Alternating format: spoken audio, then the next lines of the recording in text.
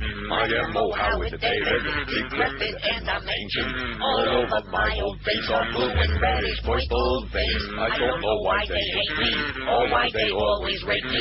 It must be 'cause I got these blue and reddish, purple veins. A vein mark on my arm, like a Rannick Nally map of Lockawat. I got veins on my nose, and nobody knows that under my clothes I wear pantyhose. But that don't mean that I'm gay. If you think my arms are bad, you ought to see my legs. I might as well keep them smooth and shaved to show a little class the next time I'm raping it. I could go to a surgeon, but that gives me the shivers. I would not want to walk out looking like Joan Rivers.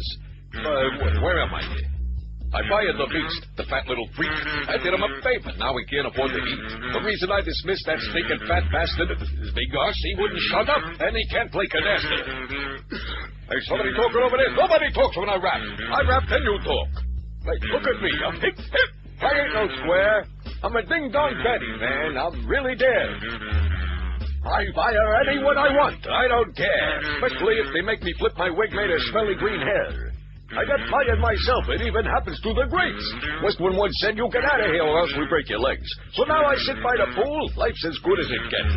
With my Paladin cocktail, placing bets on the Jets. In paradise. Paradise. I don't kiss nobody's ass in paradise.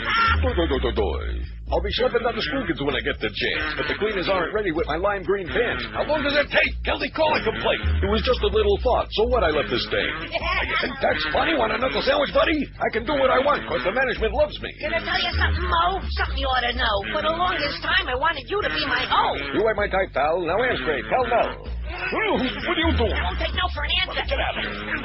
Not you. Get out of there. Get up, bitch.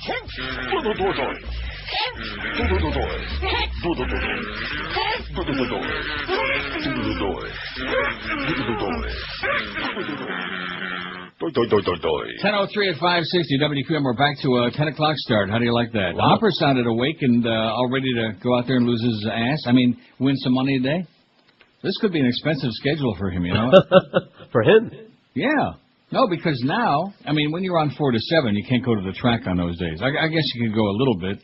But, post time's usually like 12:30, 1 o'clock, so how much can you plunge, you know? But now that he's getting off the air at 10, he can get in the car, zip up there to Palm Beach Kennel Club or any of the pari-mutuel facilities where he would like to go, including Pompano Park, by the way. Why not give them a little plug? And have a little lunch, right? Right. And then plunge to its heart's content all afternoon long. Then go out and have a couple of more meals and, go to bed early and get up in the morning again. Sounds like a very expensive schedule to me. Anyway, here's our poll result from and then we'll tell you about the new schedule. Oh! Oh, God! What a place! Oh, man. You think you've heard some insanity on this station or in this market before? This takes the cake today. It's 4 minutes after 10. Do we know who's going to be on at 2 o'clock? No. This could be the greatest tug of war. No, seriously, this could be a phenomenal tug of war. I hope we got like a really stainless steel microphone in there, you know? One with some heavy-duty cords on it. And we can just have a tug of war, and whether Mad Dog or Mo wins the tug of war will determine. I have a feeling I know who would win that one. All right. But nevertheless, you never know. Because some old coots are stubborn. Some of us old fat Jews are pretty stubborn. And so they're both going to show up at 2 o'clock, evidently, and nobody knows the trouble we've seen. Nobody knows who's going to be on at 2. And if there are people out there who think, oh, that Neil man, he's making this up again. Yeah, right. Even I don't have the imagination to make up what's going on in this place. Anyway, let's do the poll result first, and then we'll spend the whole 4 hours bitching out the Beasleys and Greg Reed, okay? And the Water Nazi, too, just for the hell of it. The worst movie of the new millennium since 2000, right up until this moment, is Geely. Pretty good battle there, man. Look at that. 1,500 and plus votes, almost 1,550. Geely 389, and The Passion of the Christ 368. Only out of almost 1,600 votes. This is closer than the presidential election in 2000, isn't it?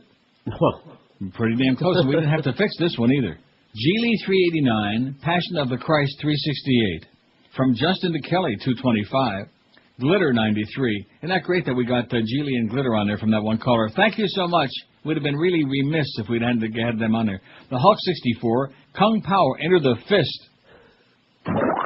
Rectum. 52. Freddy Got Fingered. Oh, geez, back to back. That's bad. 47. Oh, no, side by each. I would have hoped for a little separation there. Oh, first one. Charlie's Angels 46. Van Helsing 39. Alexander 31, who, of course, everybody knows was gay. Alien vs. Predator had about 30, man. Daredevil 29, Crossroads 18, The Village 18, Sky Captain The World of Tomorrow 18, Harold and Kumar Go to White Castle for a few of them greasy anili burgers 18, Around the World in 80 Days 17, She Hate Me 16, The Big Bounce 13, and Beyond the Sea had a dozen. There's the poll result. Isn't this great? We can give the poll result right at the beginning of the show. Does anybody know we're starting at 10? No. They'll catch on. Did we get any scuttlebutt? Did Stern rip us this morning? Because I'm sure we got people listening on the buzz, right? Yeah, they didn't say anything, I beg your pardon? Oh, that's right. They're not monitoring here. No, we're not monitoring because I don't even know if we still have the ability to monitor it. Probably they took that thing down real fast because they don't want to keep paying for it. So maybe we'll get a spy report to see if there was even a mention that his show's not on Miami anymore. If you're listening for Howard Stern, he ain't here, okay? He ain't here. I bet you a spy report coming in right off the bat. You'll see. WQAM Spy Line, hello. Yeah, the spies. Yeah. Hey, listen, I don't know if he spoke about you on the radio or not, but guess who signed off at 10 o'clock today on 103.1, The Buzz. Not, really? At 10 o'clock, they're playing music. They're playing music right at 10, so I think they started the news. I'll tell you what, I was listening to The Hammer most of the morning, so I'm glad he's on. It was really refreshing, and I'm glad you're starting at your 10 o'clock time. And me too. I was ecstatic hearing about that shower between Hank and Tom Brady. That was quite a bulletin. And not to talk about your radio station, but I think they said AT&T Wireless when you guys signed on. There is no such thing anymore. It's all it's a big singular. Yeah, well, we're still working it out with Tom Edison and Alexander Graham Bell. Have a great day, Pally. Thanks for the spy report. So Palm Beach is cutting them off at 10 o'clock, too, now, see? I don't understand what's going on here. Or they ended at 10. Is that what he said? Well, they cut him off. I presume that's what he meant. And they're playing music at 10 o'clock. Wow. I think probably in the days and weeks to come, before much too longer, I think the whole deal, I think maybe what's going to happen is Infinity will actually, or Viacom will buy up heavy-duty stock in Sirius, and so they'll be the same company, and they'll say, okay, you go ahead and go over to Sirius now, and we'll get our whole act together here. We'll figure out who's going to be on. In fact, we'll let Greg and the Beasleys figure out who's going to be on. Well, they're pretty good at that. See, obviously, they tried to get the Mad Dog to sign the same crap they tried to get me to do, which I said, stick it, man. Stick it where the moon don't shine. And he's not going to sign that stuff. Anybody with even a little teeny ounce of self-respect isn't going to sign off on 80,000 suspensions and firings. And if you fart the wrong flavor, they can fire you. If you mention Joyce in a derogatory, if you're not contributing to the harmonious atmosphere of the, oh, yeah. So now we got to sing, too? Oh, yeah. We got to sing for our supper. WQAM, hello. Really? Yes, sir. They're on right now. They're on what, in Palm Beach? Yeah. How come the guy said they're playing music at 10 o'clock? I don't know. I just looked over there on. Okay, thanks. So we got two. Which one do you believe? The first guy sounded pretty legit. I don't know. That one, the last one. You believe the last one? Mm-hmm. They're on right now. You know, why would they chop them off at 10 o'clock? Well, they got no problem up there. They're not butchering the show up with 80 million dumps. They're not owned by this company, and it's just a whole different ballgame, you know? WQ, that's the buzz. QAM, hello. Neil. Yes, sir. They are on, man. I just turned over to. I'll be damned. They might have been a commercial break or something. Yeah. But, yeah, they're on. He's talking about Viacom and how they're buying them out. Or who the hell knows with him, you know. That guy can't get his act together. Yeah, well, that's why he was perfect on this station, because we can't either. Okay, thanks a lot, Pally. All right, bud. Don't forget, be listening at 2 when we have the battle of the talk show host. You know, years ago, for you old farts out there who remember my days at W Snooze, WNWS, and I came up with this idea, the battle of the talk show host, which I thought was a pretty good idea, and then the light bulb, FTL, ripped that off for me. You idiots, Steve and Norma and all you other idiots, and Rick Spiderman. What was that other guy? Scheinbaum, Mark Scheinbaum. Oh, brother, and Joyce Kaufman. Wow. Like I said, Craig Worthing was the only real broadcaster they had in their whole lineup, and of course they had him jammed on there late at night with Al Knight. Oh, boy, I'm going to have to restrain myself. But anyway, so I came up with the idea where the whole day of programming would just be all the talk hosts taking shifts and sitting around and like in a panel, you know, around the table and debating and arguing and bitching each other out. And it was fun. It was good radio. So at 2 today, we're going to have the QM version of that, only it's not going to be a whole bunch of people. It's just going to be 2 guys, which interestingly enough was the Dolphin radio broadcast tandem the last 2-3 years. And that's Mo Howard Davided on the left. Absolutely. And Jim Mad Dog Mandich all right. on the right. And we'll see who winds up doing 2 to 4. I'll get to that story, but there's no hurry now that we got the whole 4 hours back. And we got these nice long breaks today. In fact, we actually got our breaks back. Give us a break. Give us a break. And they give us 2 of them. How do you like that? Wow. They gave us our breaks back in this hour. We got like all this business on the log. I think we've turned a corner now as far as after 2 o'clock. I mean, Hank is solid there in the morning. Rock solid. Now, did the Big O do 5 to 7 this morning? That's what I understand. Okay, so the Big, who's good at that hour of the morning when everybody is sleeping, man. He's dynamite when you're asleep. And then Hank, who sounded chipper and awake and alert, and we're ecstatic to have in there, he's on 7 to 10. And then we're 10 to 2. And then after that, good luck to you. Which I think will probably engender another humongous listening. And the audience, I'm sure, is thinking, oh, this is just a publicity stunt. No. No, because I went through the same thing with them for 4 months, which was finally narrowed down to 2 of the worst weeks of my life, including a week that I was supposedly on vacation, which, if anybody calls that a vacation, I call it a nervous breakdown. Thanks to Greg and Joyce and Carolyn Beasley and the other Beasleys and a bunch of crazy people, basically. Oh, well, we want you to... And these people really believe. I mean, when I say it, I'm just in it for the money. That's the truth. But there isn't any amount of money, unless it's got a whole bunch of zeros on it, that's going to get me to sign the kind of crap that they wanted me to sign. And they did the same thing with Mandich, obviously. Because I heard him, again, maybe it was on Thursday, he was saying about, well, legal's going to get back to you, legal's going to... In other words, the contract, it wasn't a done deal. And I'm going to tell you something right now. I don't want to stick my nose into anybody else's business, but if they let Mad Dog and the Dolphins both get away, you can close the barn door, boys and girls. We are toast. Hopefully the Virgin Mary or Jesus will be on our piece of toast so we can cash in on it. We'll need it. New format. 1013 at 560 WQAM. IRS tax problems have a way of ruining all aspects of your life, just like QAM. They take a toll on you financially, physically, and emotionally, just like QAM. You can never really forget about those IRS problems. They come back every morning when you wake up in a cold sweat. CPA Jimmy Buchwald and the Buchwald Tax Firm will help end your IRS problems forever and give you back peace of mind, which is why other top CPA and law firms refer their clients to the Buchwald Tax Firm when they have problems with the old IRS. Why not avoid potential criminal prosecution? Get all your unfiled tax returns prepared even if you lost all your records. Now, maybe you got an IRS lien, a wage levy. You know, like we've been working on the levy. I used to know a guy named Sal Levy. Oh, payroll taxes and penalties. Maybe you want to settle for thousands less than you owe. Need time to pay. Whatever the deal might be, the Buchwald Tax Firm can help you out. They offer a free initial consultation, affordable and guaranteed fees, and immediate, if not sooner, relief from IRS harassment, too. And best of all, you never even have to meet with the IRS. The Buchwald Tax Firm handles all meetings and discussions, so you don't even have to be there. You don't have to show up. Call them today and get the old monkey off your back. 954-575-2800. That's 954-575-2800. Whether you owe $10,000, $1 million, or anything in between the IRS taxes, the Buchwald Tax Firm will help you out. Call them today for that free consultation or visit them on the web at www.irsfreedom.com and stop worrying about the IRS knocking down that front door. 954-575-2800. The Howard Stern Show. Neil Rogers, mornings and midday. And sports around the clock. 560 WQAM. Neil Rogers. God.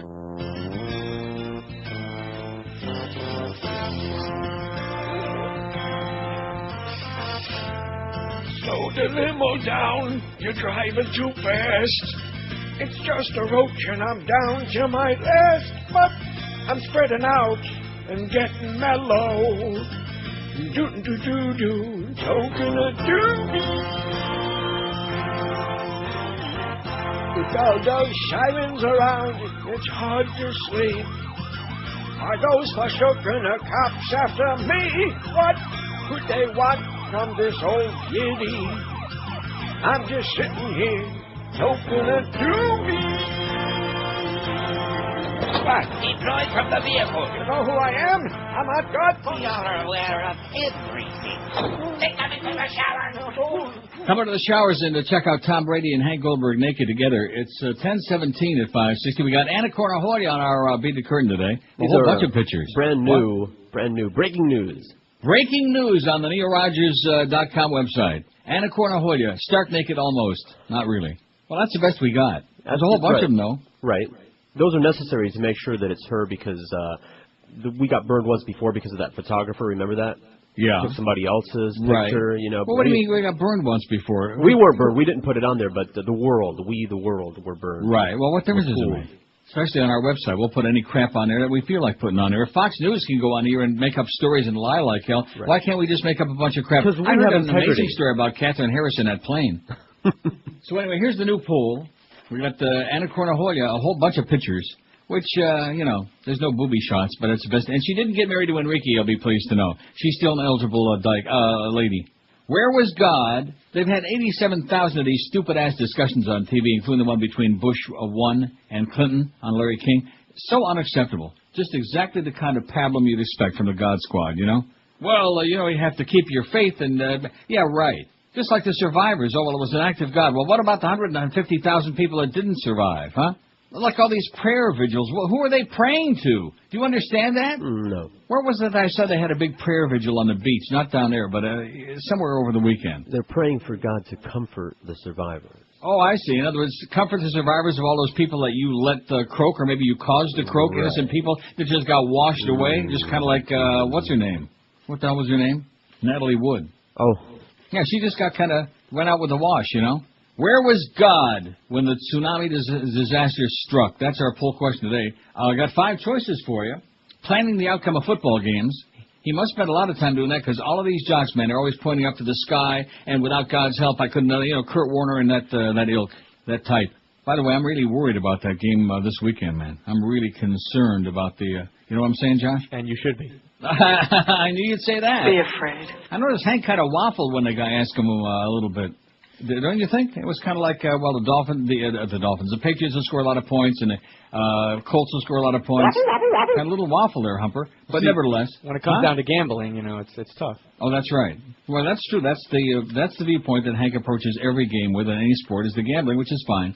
I don't gamble on football because it's stressful enough when you're a real fan of a team, for me at least. And if I had a big bet on the game, I think I'd probably croak in the middle of the game. All right. Where was God when the tsunami disaster struck? Maybe he was planning the outcome of the game on Sunday. I can only hope that he was on Tom Brady's side because he sure looks a lot better than Sandy Peyton Manning, I'll tell you that. But with that wounded secondary, Hank's right about that. They've been faking their way through for weeks now with that depleted secondary. And when you got like Earthwind Moreland and Troy Brown back there, and not to mention Randall Gay, planning the outcome of football games on vacation. God was on vacation. It was that time of the year, right? It was like Christmas, New Year week, December 26th, right?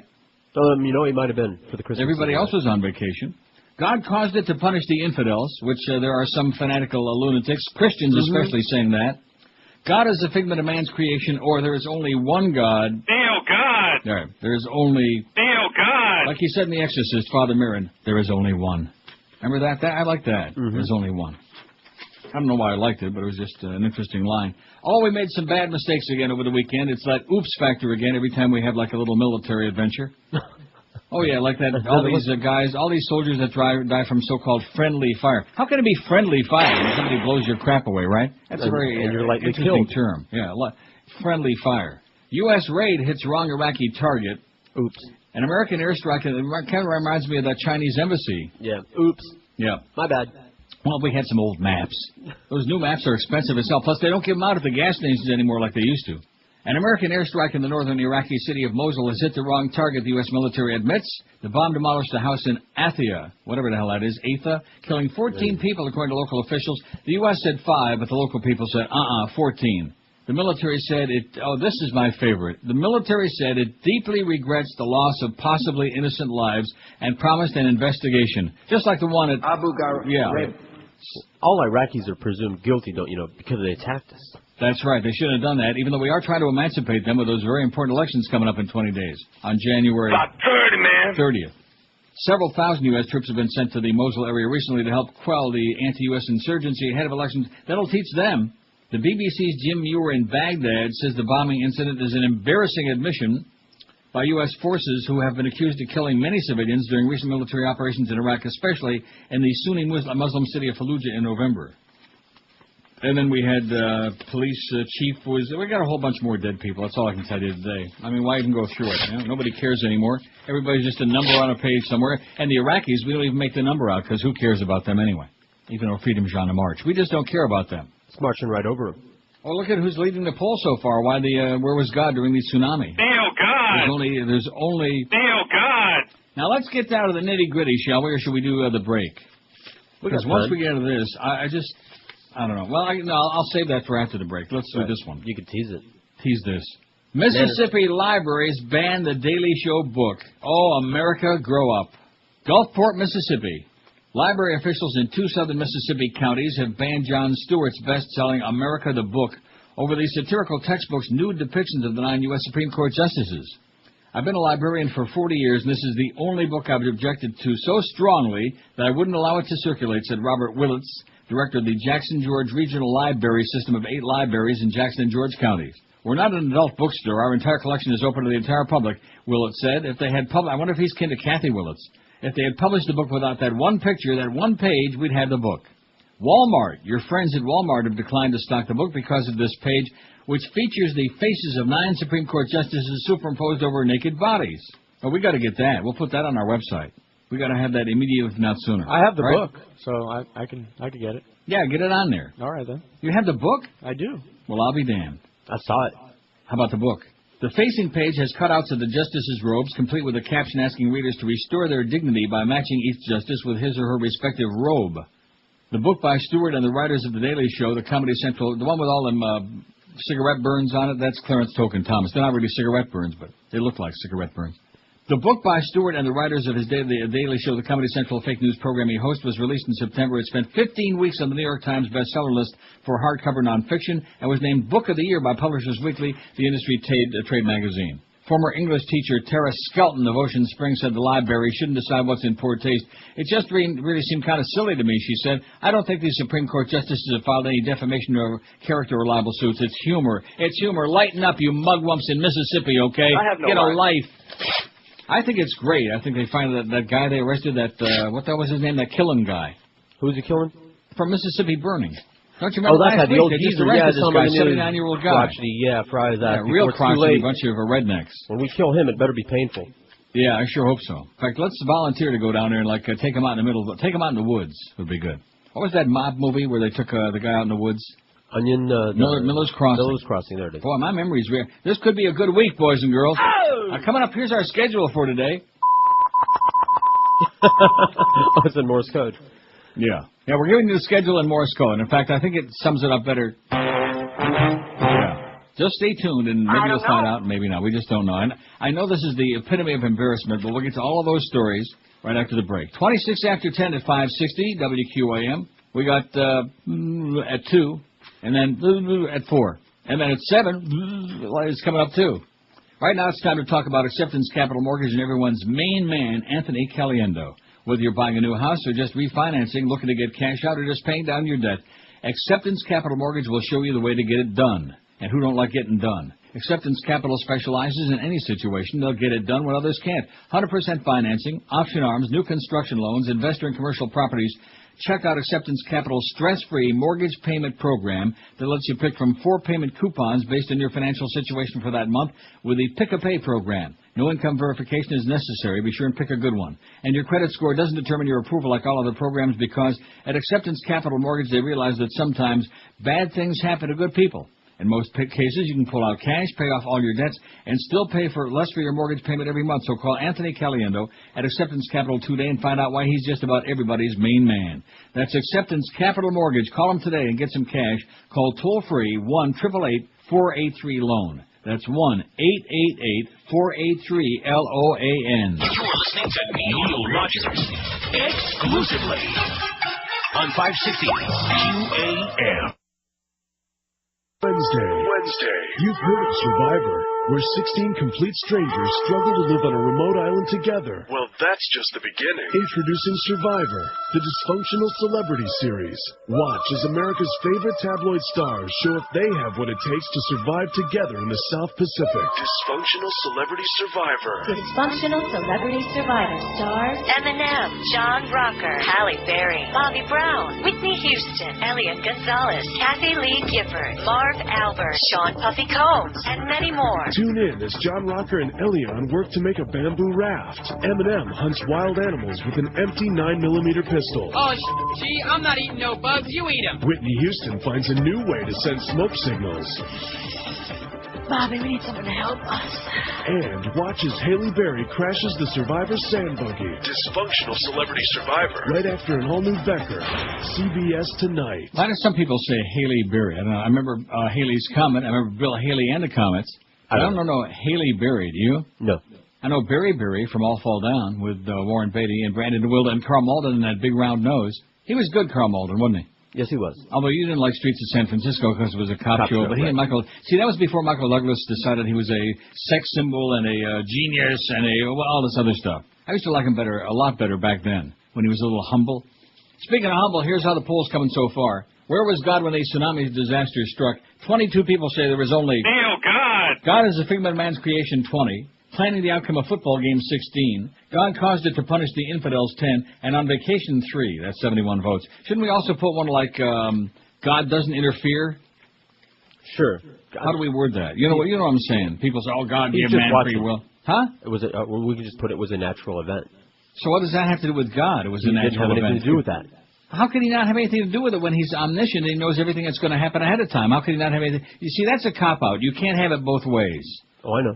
If this God or any one of these thousands of gods that have been invented by man over the years, if one of these gods exists, then they knew ahead of time it was going to all happen. So it's part of God. The word is always it's part of God's plan. Right. Well, you know what? El Paso, I'll take a pass on God's plan. I'll stick with... Neil, God! Thank you. The price is right. Don't cost me nothing. And I don't have any bad, evil plans for anybody, even the evil doers. I just, mind my own business. So let's put one on there that says God doesn't interfere. Okay. With nature. That's the deist's point of view. Okay. God doesn't interfere with nature. Yeah. He's just watching. He's there. He's watching. He's dismayed. Or maybe he's like laughing his ass off. I don't know. Oh, look at all them little humans getting washed away and drowning and dying over there. Who knows? I've often felt that maybe if there were such a thing as a God, he's like a sadistic bastard. Just a hateful, miserable piece of crap. Because that's certainly the kind of God that the Jews and the Goyim invented. This wrathful, hateful, his wrath shall wax hot. Well, how can he be perfect and he's got, his wrath is waxing hot? And speaking of waxy, by the way, how's Joe Rose doing? No, I'm serious that this Mad Dog thing is getting really, can't we just move the clock ahead to like about 1:45? Right. I mean, just because the suspense is killing me, and the audience too, I'm sure. Here's a future poll suggestion that we aren't going to take. It's as though you've already done a similar one. Yeah, we have. It says the timing at QAM is ripe. What past personality would you like to see back at QAM? Pharrell? Sweet. It says Defoe, Stern, Phil Latzman. My vote says, what is that, Barry? Why would we do that? Are any of those people coming back? Phil Latzman. No. So what would be the point? I mean, no, we're not that desperate. We like poll suggestions, but not that one. WQAM, hello. QAM. Neil. Yes, sir. God was at the big blowout after Christmas sale at Walmart. Could have been. That's right. That's right. He knows a good bargain when he sees one, man. Although God could, being Jewish, he probably could get it wholesale. Yeah, man. Have a good one, Neil. You too, Pally. God shops at Walmart. Another good reason not to go there. WQAM, hello. Okay, all right. I could take some of these calls. Line 9, QAM, hello. QAM. Hello, Neil. Okay, let's get to some of these stories. All right. No, seriously, about what's going on with QAM, because I've saved it till right now, because I'm sure a lot of people weren't familiar with the fact we were starting at 10 today. It's going to take a while. How many weeks? About 30, man. So spread the word, everybody. Run around with a sandwich board on your ass saying Neil Rogers back to 10 to 2 on QAM. Let's see. Rick says you forget the obvious under the poll today. God was in George Bush's back pocket. Okay. No thanks. Don't put that on there now. Don't worry. Josh says the Colts are going to kick the Patriots' ass next weekend. I think that's what you're thinking. You don't want to say it quite that way, but I think that's what you feel. And you could be right. You are right about that. I think you're going down. Well, we lost to a powerhouse like the Dolphins, so you never know. Actually, the Patriot performance the last 4 or 5 games hasn't been really up to snuff, even though they won all but that Dolphin game. But they just, I don't know. They're outstanding, but they're not like they were. Well, look, when a team is battered up and got all kinds of injuries, see, it's always good to make a lot of excuses ahead of time. Oh, our whole secondary is battered, and you got a guy that throws 80,000 touchdown passes and scores 1 billion points, and how the hell can you know? But they play well against the Colts. They do. I might remind you of opening game this season. Wasn't that the opening game when they beat them? I believe, yeah. Yeah, I believe so. So you got to believe. Anyway, we'll see. It ought to be pretty good. I tell you, that Jets-Chargers game was good the other night, too. Did you stay up and see that? I did, overtime. Man, that was good. And then that kid misses the 38 or 9-yard field goal in overtime. That was, oh, man, come on, huh? What is that? What was that? You got to kick those, baby. Back in the day when they were like all those fat old slobs like Lou the Toe Groza for the Browns and Don Cockcroft. Can we say that? I mean, those guys wouldn't miss a 39-yard field goal in overtime like a chip shot. Get out of here, kid. Yeah, that should be a freebie. And then I love the way that they showed the picture. Who was televising that? Was it, I don't remember, CBS or Fox? And they showed the picture of the kid. First of all, they showed him on the sideline. Really strange. He looks like the spaceship landed. Bizarre-looking kid. And they show the picture, or at least it's supposed to be his picture, and it's got his name next to it, whatever the kid's name was. And it turns out it was the field goal kicker was Jim O'Brien from the Jets. Did you catch that? No. Or it was somebody else, but it wasn't him when they showed the picture. At any rate, they make mistakes. And if I hear Al Michaels talk about the bull one more time, or Phil Simms about the sideline, oh, God, Phil Simms is the Antichrist. I hate him. I hear his voice. I want to, kill somebody. Anyway, here we go. Get ready. Strap yourselves in case you missed these incredible stories over the weekend. There were more than these, but I'll stick to these two. Angry about new contract, Mandich considers $790. Oh, my God.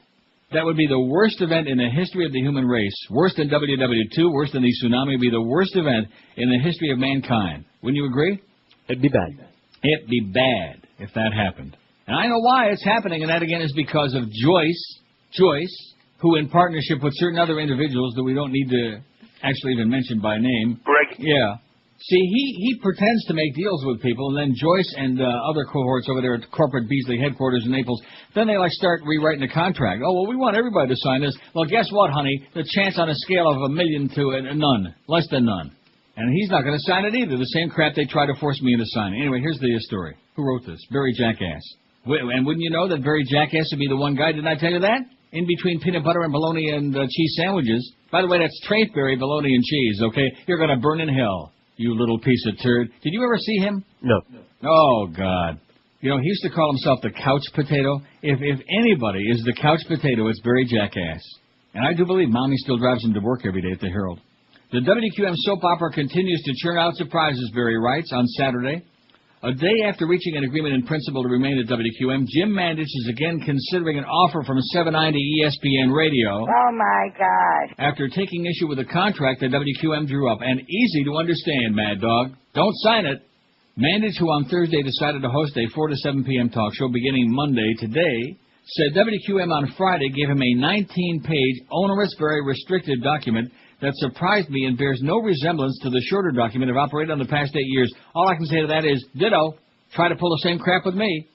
There is no reason why anybody, like I said, with any talent, any self-respect, is going to sign an onerous document like that gives them, they can fire you for having a hangnail. No reason. Right. If they wake up cranky in the morning, they look at you cross-eyed or the other way around, you're fired, which is a hell of a way to treat the talent. See, I hate to break the news to you, Joyce, but people don't listen to WQM for the Joyce Fitch show, for the Greg Reed show, for the Water Nazi show, for the Bruce Beasley show, for the Carolyn Beasley. They tune in for the talent. And I realize we may be a pain in the ass, but the fact of the matter is all these mistakes that have been made with Scott Farrell and Howard Stern, the talent didn't make those decisions. We had nothing to do with that. So why don't you put those things in the contract of your management? They're the people that have been screwing the deal up and jeopardizing the station's license. Anyway, Mandich said he would not report. This is the part that, and very seriously, we still don't have the schedule. It's just got a big question mark on the page. Mandich said he would not report to his new shift Monday, but would show up to do the 2 p.m. show that his current contract stipulates. Howard David had been scheduled to work that 2 to 4 shift beginning today, with Hank Goldberg switching to morning 7 to 10 a.m., which of course did happen. That potentially could leave 2 people reporting for the same shift at 2 p.m. today and an opening to fill at 4 p.m. Whoever heard, in the history of this business, whoever heard of such madness?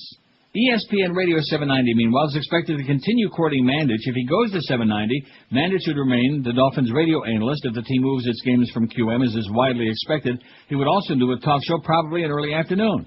Mandich has been the Dolphins' radio analyst for the past 13 years, but it's unlikely 790 officials would agree to allow him to do games on their station and a talk show on QAM. So, you stop and think about it, okay? They're jerking him around, which they should have sent a limousine with a new contract. They should have sent it right up to the door and sent the guy up there, okay, with a gold-plated pen and said, here, Mr. Mad Dog, sign right here. It's the same deal we've had before with a lot more money, and you're going to do 4 to 7, and that's it. And get it over with already, instead of, trying to torture the troops is what you're doing over there, Joyce. You're torturing the troops, you lunatic, you maniac.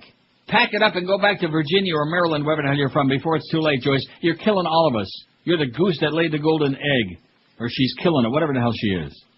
But, of course, you know what Joyce says. You can't pass up a goose. Oh, God. I know exactly what he's going through, man. See, Greg Reed, he tells you one thing. We got a deal. He shakes your lawyer's hand. Everything's all set. And then come time to sign it, he plays hide and seek, runs away. Because over there in corporate, they got different ideas. Oh, yeah, they got to protect themselves. They got to cover their ass after all the mistakes that they've been making. And so as a result, the rest of us have to, put our ass out there, right in the firing line, okay? We'll just show up like on a Monday morning and they can shoot us, is what it says in there if they feel like it. If they have a bad bowl of grits in the morning, or something that rhymes with grits, if they have those too, then we just show up and they can shoot us. That's about how ridiculous it is. Mm-hmm. The most asinine, the most restrictive, the most outrageous, the most hideous pile of crap that I ever heard of in my life. And I've already been through it, like I said. My whole vacation was spent with phone calls, hysterical, Norma Kent and Joyce Fitch, and this one back and forth, and blah, blah, blah, blah. And, oh, please don't send the signing bonuses back. We want to get you. If you want to get it done, then do it in the first place instead of playing this dog and pony game, okay? We don't deserve that. I'm going to tell you right now, there are three people, basically, as far as the audience is concerned, there are three people that this radio station is all about. Neil Rogers, Jim Mandich, Hank Goldberg. Those are the three. And everything else is, not to knock anybody else, but everything else is window dressing, okay? Is there any debate about that? Nope. That's QAM right freaking there, right in front of your face, Joyce. Bitch. Hey, horse racing fans and poker players, Pompano Park Racing and Poker is your place to be for great gambling action. Pompano Park features free admission, free general parking every day. Live harness racing in the poker room open every Monday, like today, Wednesday, Friday, and Saturday. Poker starts at noon. Live racing gets underway nightly at 7:25 p.m. In fact, don't schlep all the way to Palm Beach, Hanks. Drive up to Pompano Park and plunge your guts out. Don't forget, every Monday night there's a 2 for $25 dinner special at the Top of the Park restaurant. Every Wednesday night is dollar night for draft beer, soda, hot dogs, and more at the track. And best of all, my personal favorite, the first Monday of every month, is free spaghetti dinner night. Now, that was last Monday. Not tonight. Don't go there tonight looking for your freebie because it's the first Monday of every month. Free spaghetti dinner night. Pompano Park Harness is also open every day for simulcasting 7 days and nights a week with the best in harness racing, thoroughbred, and highlight action from all across North America for you to watch and plunge your lungs on. Pompano Park, a block south of Atlantic Boulevard on Powerline Road. For the new racing schedule, go online at pompanopark.com or call them at 954-972-2000. Don't forget, poker room is open at noon today. Post time tonight for the first race at Pompano Park, 7:25 in the p.m. Listening to Neil Rogers exclusively on 560 QAM.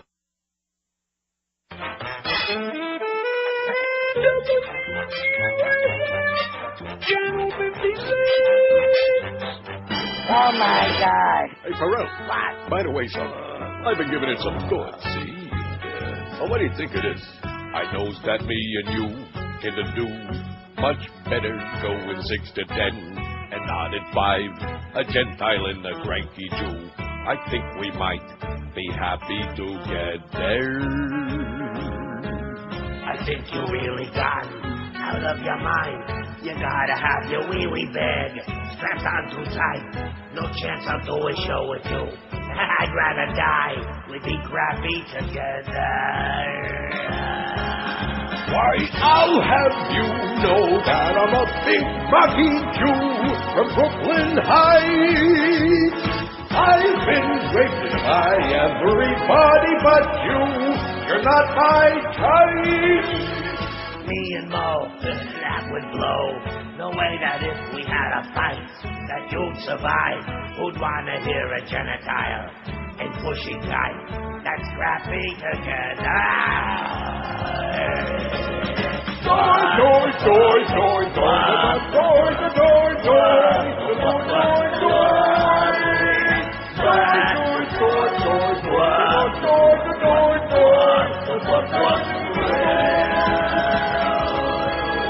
So what you and me, for me, is much better 6 than 10, not 5. It's only right that I should get more sleep at night. I think we might be happy together. Happy together. What do you mean, man?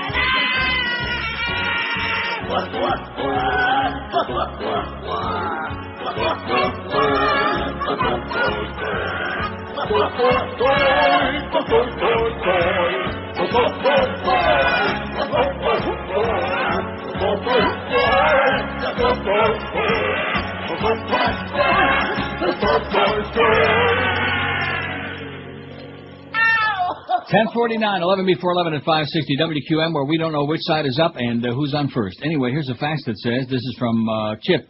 In a conversation with my oldest daughter, the Baptist pastor's wife, I explained that New Year's Eve was no celebration this past December 31st because of the sadness from over 150,000 men, women, and children swept away from the tsunami the week before. I asked her where her God was that day, and she explained that God has given the world over to man and doesn't control these events, and everything is perfect only in the afterlife with God. I answered that on the day of the tsunami disaster. Her God was a perfect hole, it says. How do you like that? Excellent job, Chip. You're right on your Chip off the old block. Now, did we add that other one about God doesn't interfere? I don't think we added that, did we, Josh? No, it's on there. It is? Yes, it is. God doesn't interfere with nature? How come it's not on my computer? It's not on mine either. I'm telling you right now, I'm looking at it. I'm looking at it. I feel so much better about that game next week because whatever you say, you're full of crap, okay? That's the second time, no, in 2 shows that you, didn't enter it. So no, last time I didn't submit it. Right, and what did you do this time? I'm looking at it in the options. Well, guess what? I got 5 options here in the same 5 we started with. How about you, George? The same 5. I hate to do it to you. I hate to break the news to you, Mr. Computer Expert, but I think there's like a chigger in your wood pile. You better check your piles. I refreshed it a whole bunch of times. Yeah, I did too. I thought that maybe it was me. You know, it's always me being the old computer illiterate fart that I am, but I'm not too bad on it. Anyway, too bad speaking of old farts, we can't play that thing. All right, now we're going to put that on our website? We could. I that would be Eric, great. We could. It's short and sweet. Yeah, it's great. In fact, we got all kinds of videos on there. I didn't even realize, which I didn't think we were doing that anymore. We got Jon Stewart on Crossfire, which is old, but that's cute. Right. By demand, everybody kept bringing it up, you know. And well, there it is. A lot of hubbub. It's on there. And then, of course, we got 75 pictures of Anna Cornajolia doing Enrique the Graciest. Hank Goldberg, now this is by Jim Sarney from the Sun Sentinel. Here's his take. Hank Goldberg found the inflammatory words from 790 ESPN Radio amusing. It was odd since they offered me the 4 p.m. slot on their station last week, said Goldberg, who chose to stay, thank the Lord, thank God, at QAM and move to mornings.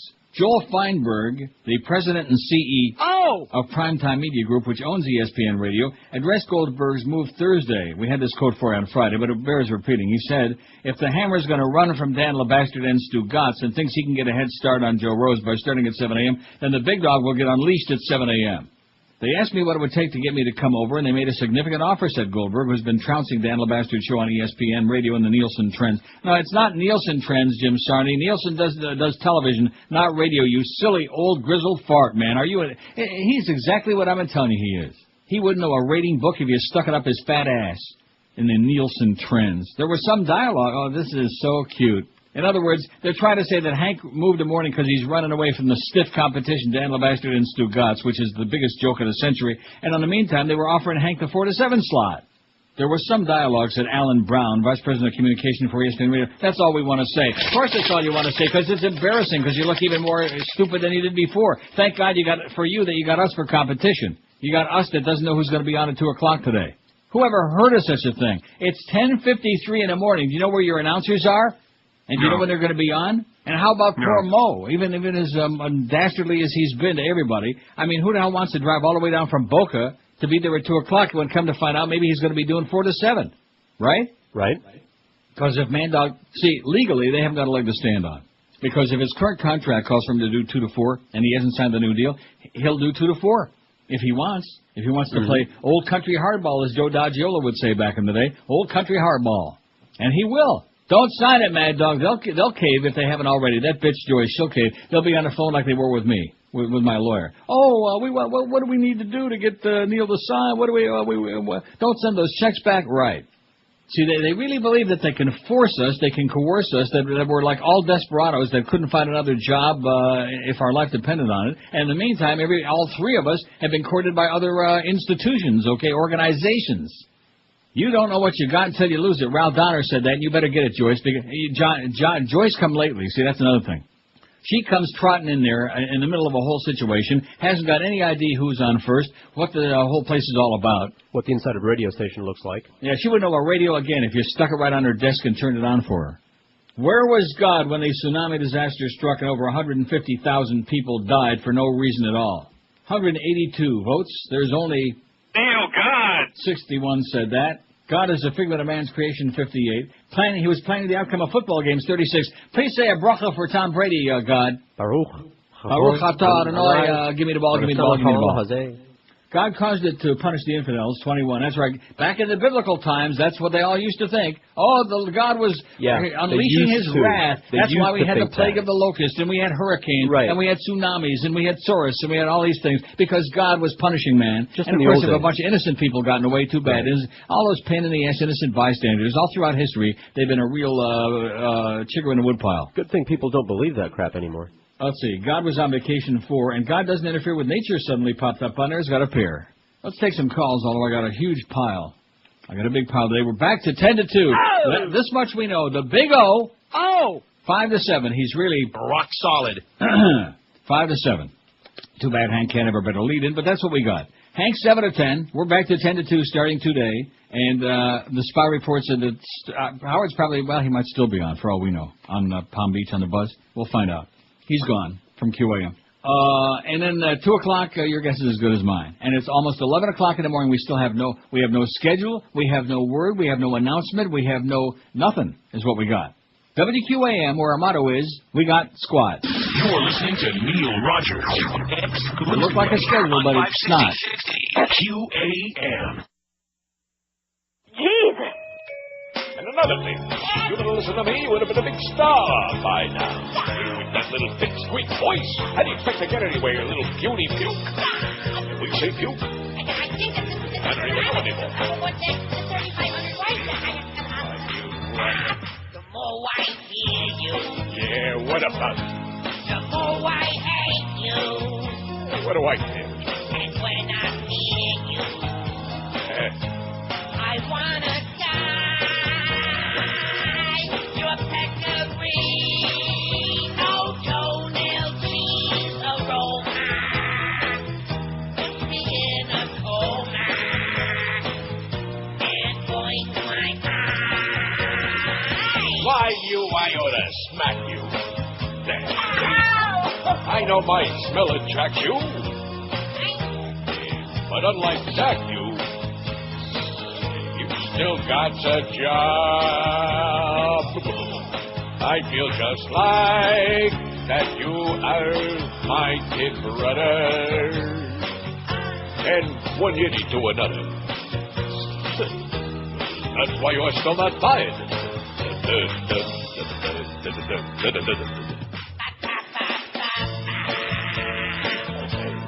Toy, toy, toy, toy.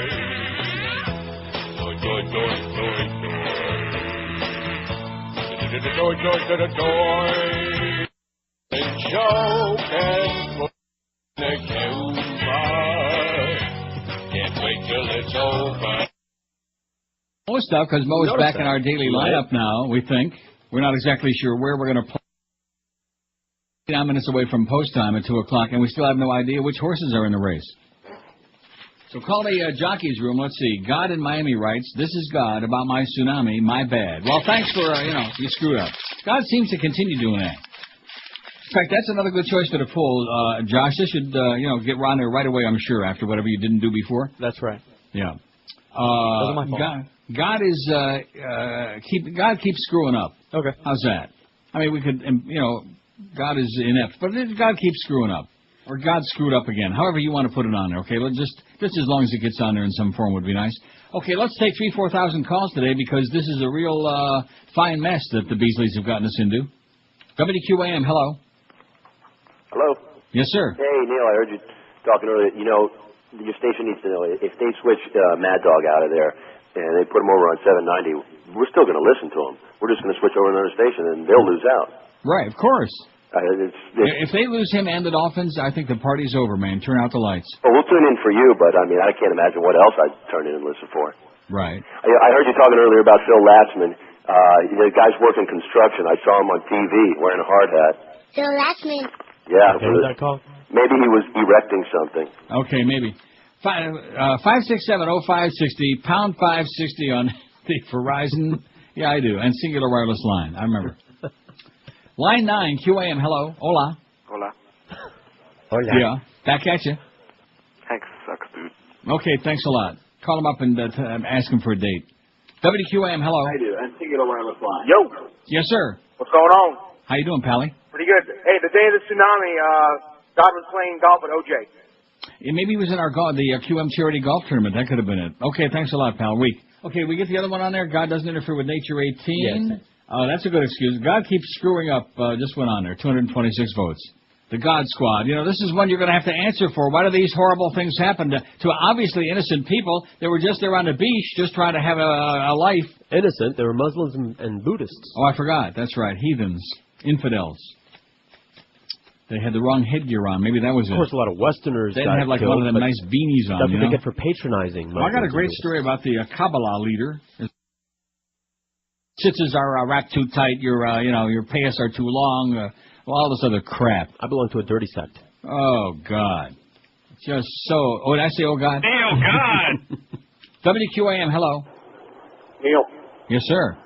Well, I enjoyed the first installment of Hammer and Eggs in the Morning. Sounded really good. But I also enjoyed the two dumps that they had to dump Hank this morning on. They did? They did twice because he said, I don't know. Okay, whatever he said.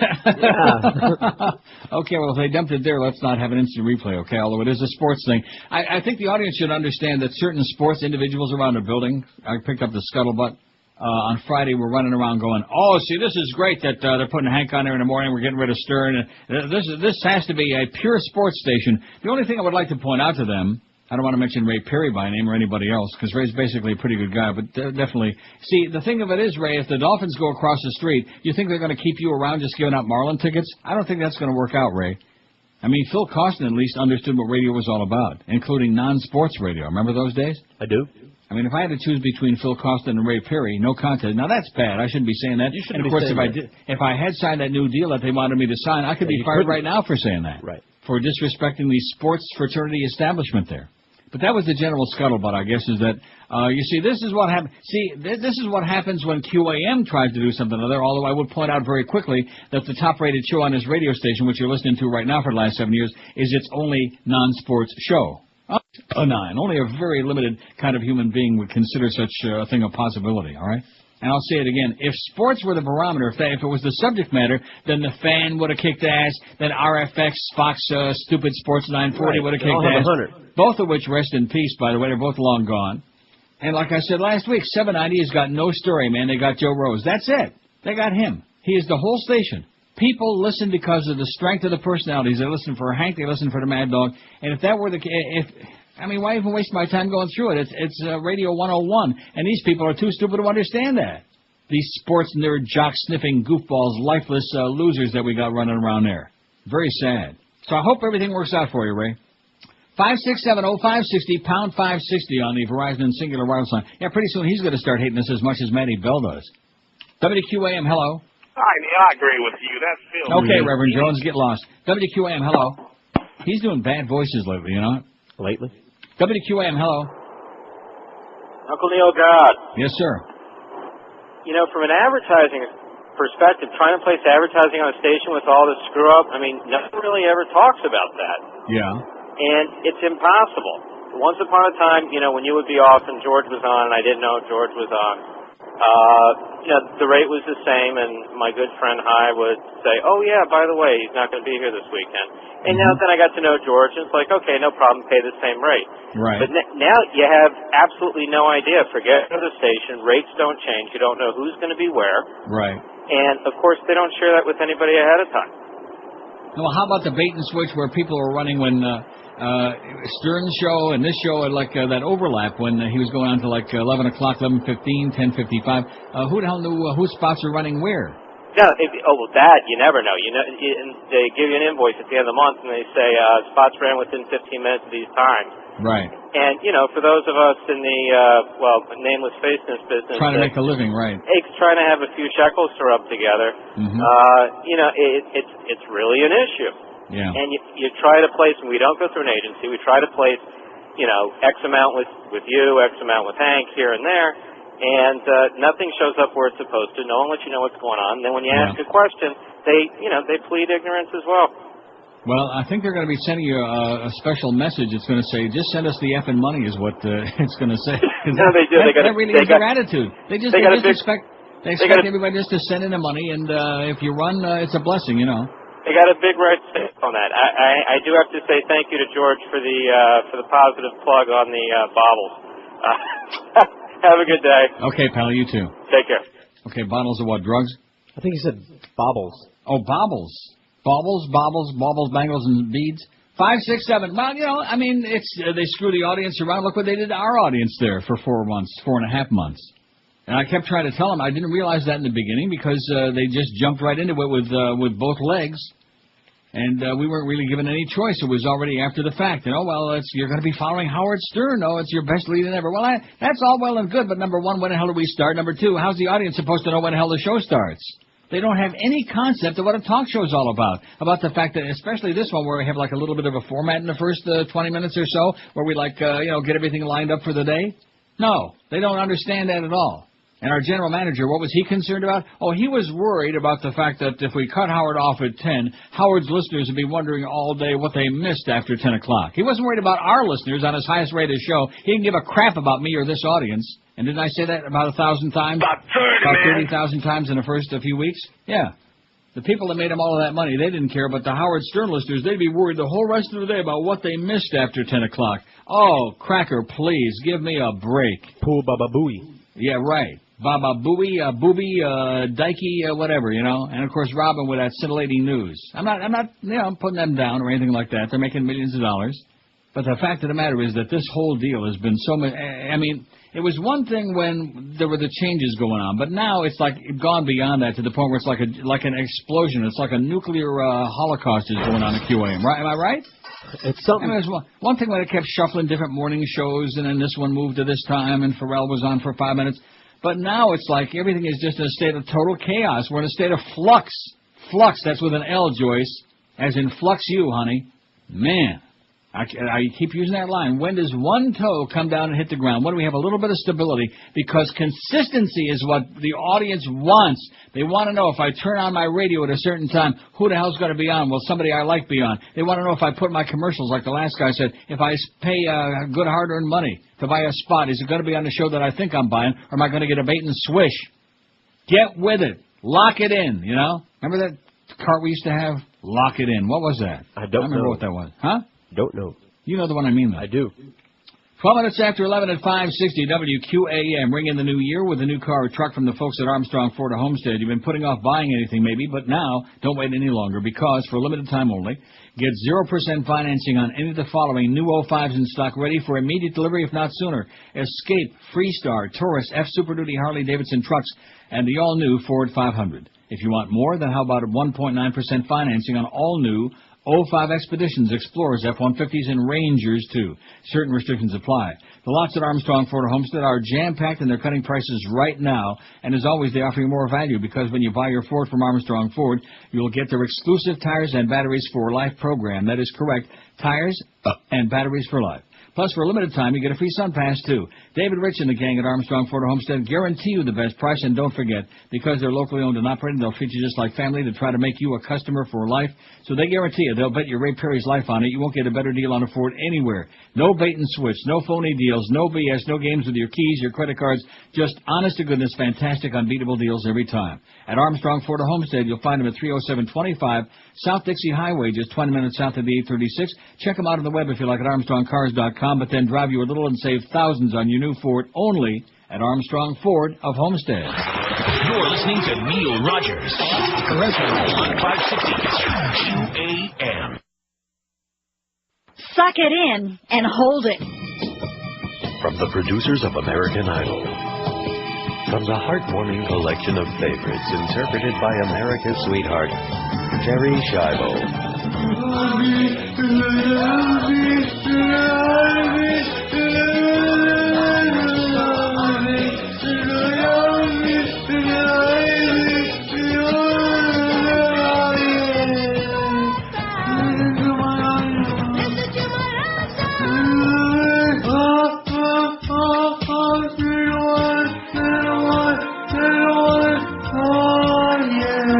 Of course she loves to sing.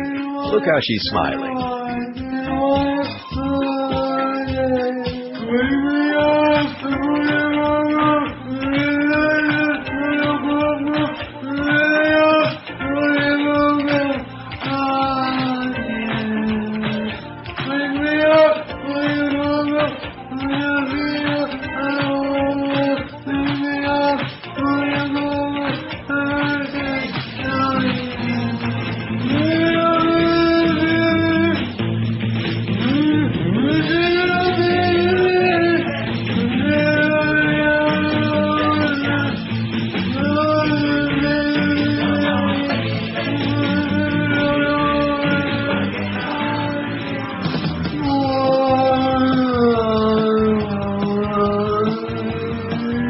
that Terry? Yes, Is that Eric? it's Terry Schiavo, live from room 214C. Another exploitation available now from the Supplicant Press.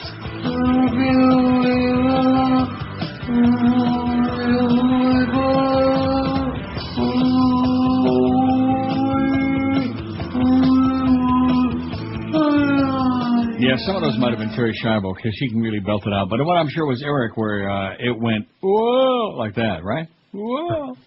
11:17 at 560 WQAM. We still have no idea who's going to be on at 2 o'clock today. I'm not lying to you. If I'm lying, you're dying. 4 CBS employees were fired today following the release of an independent investigation into a 60 Minutes Wednesday story.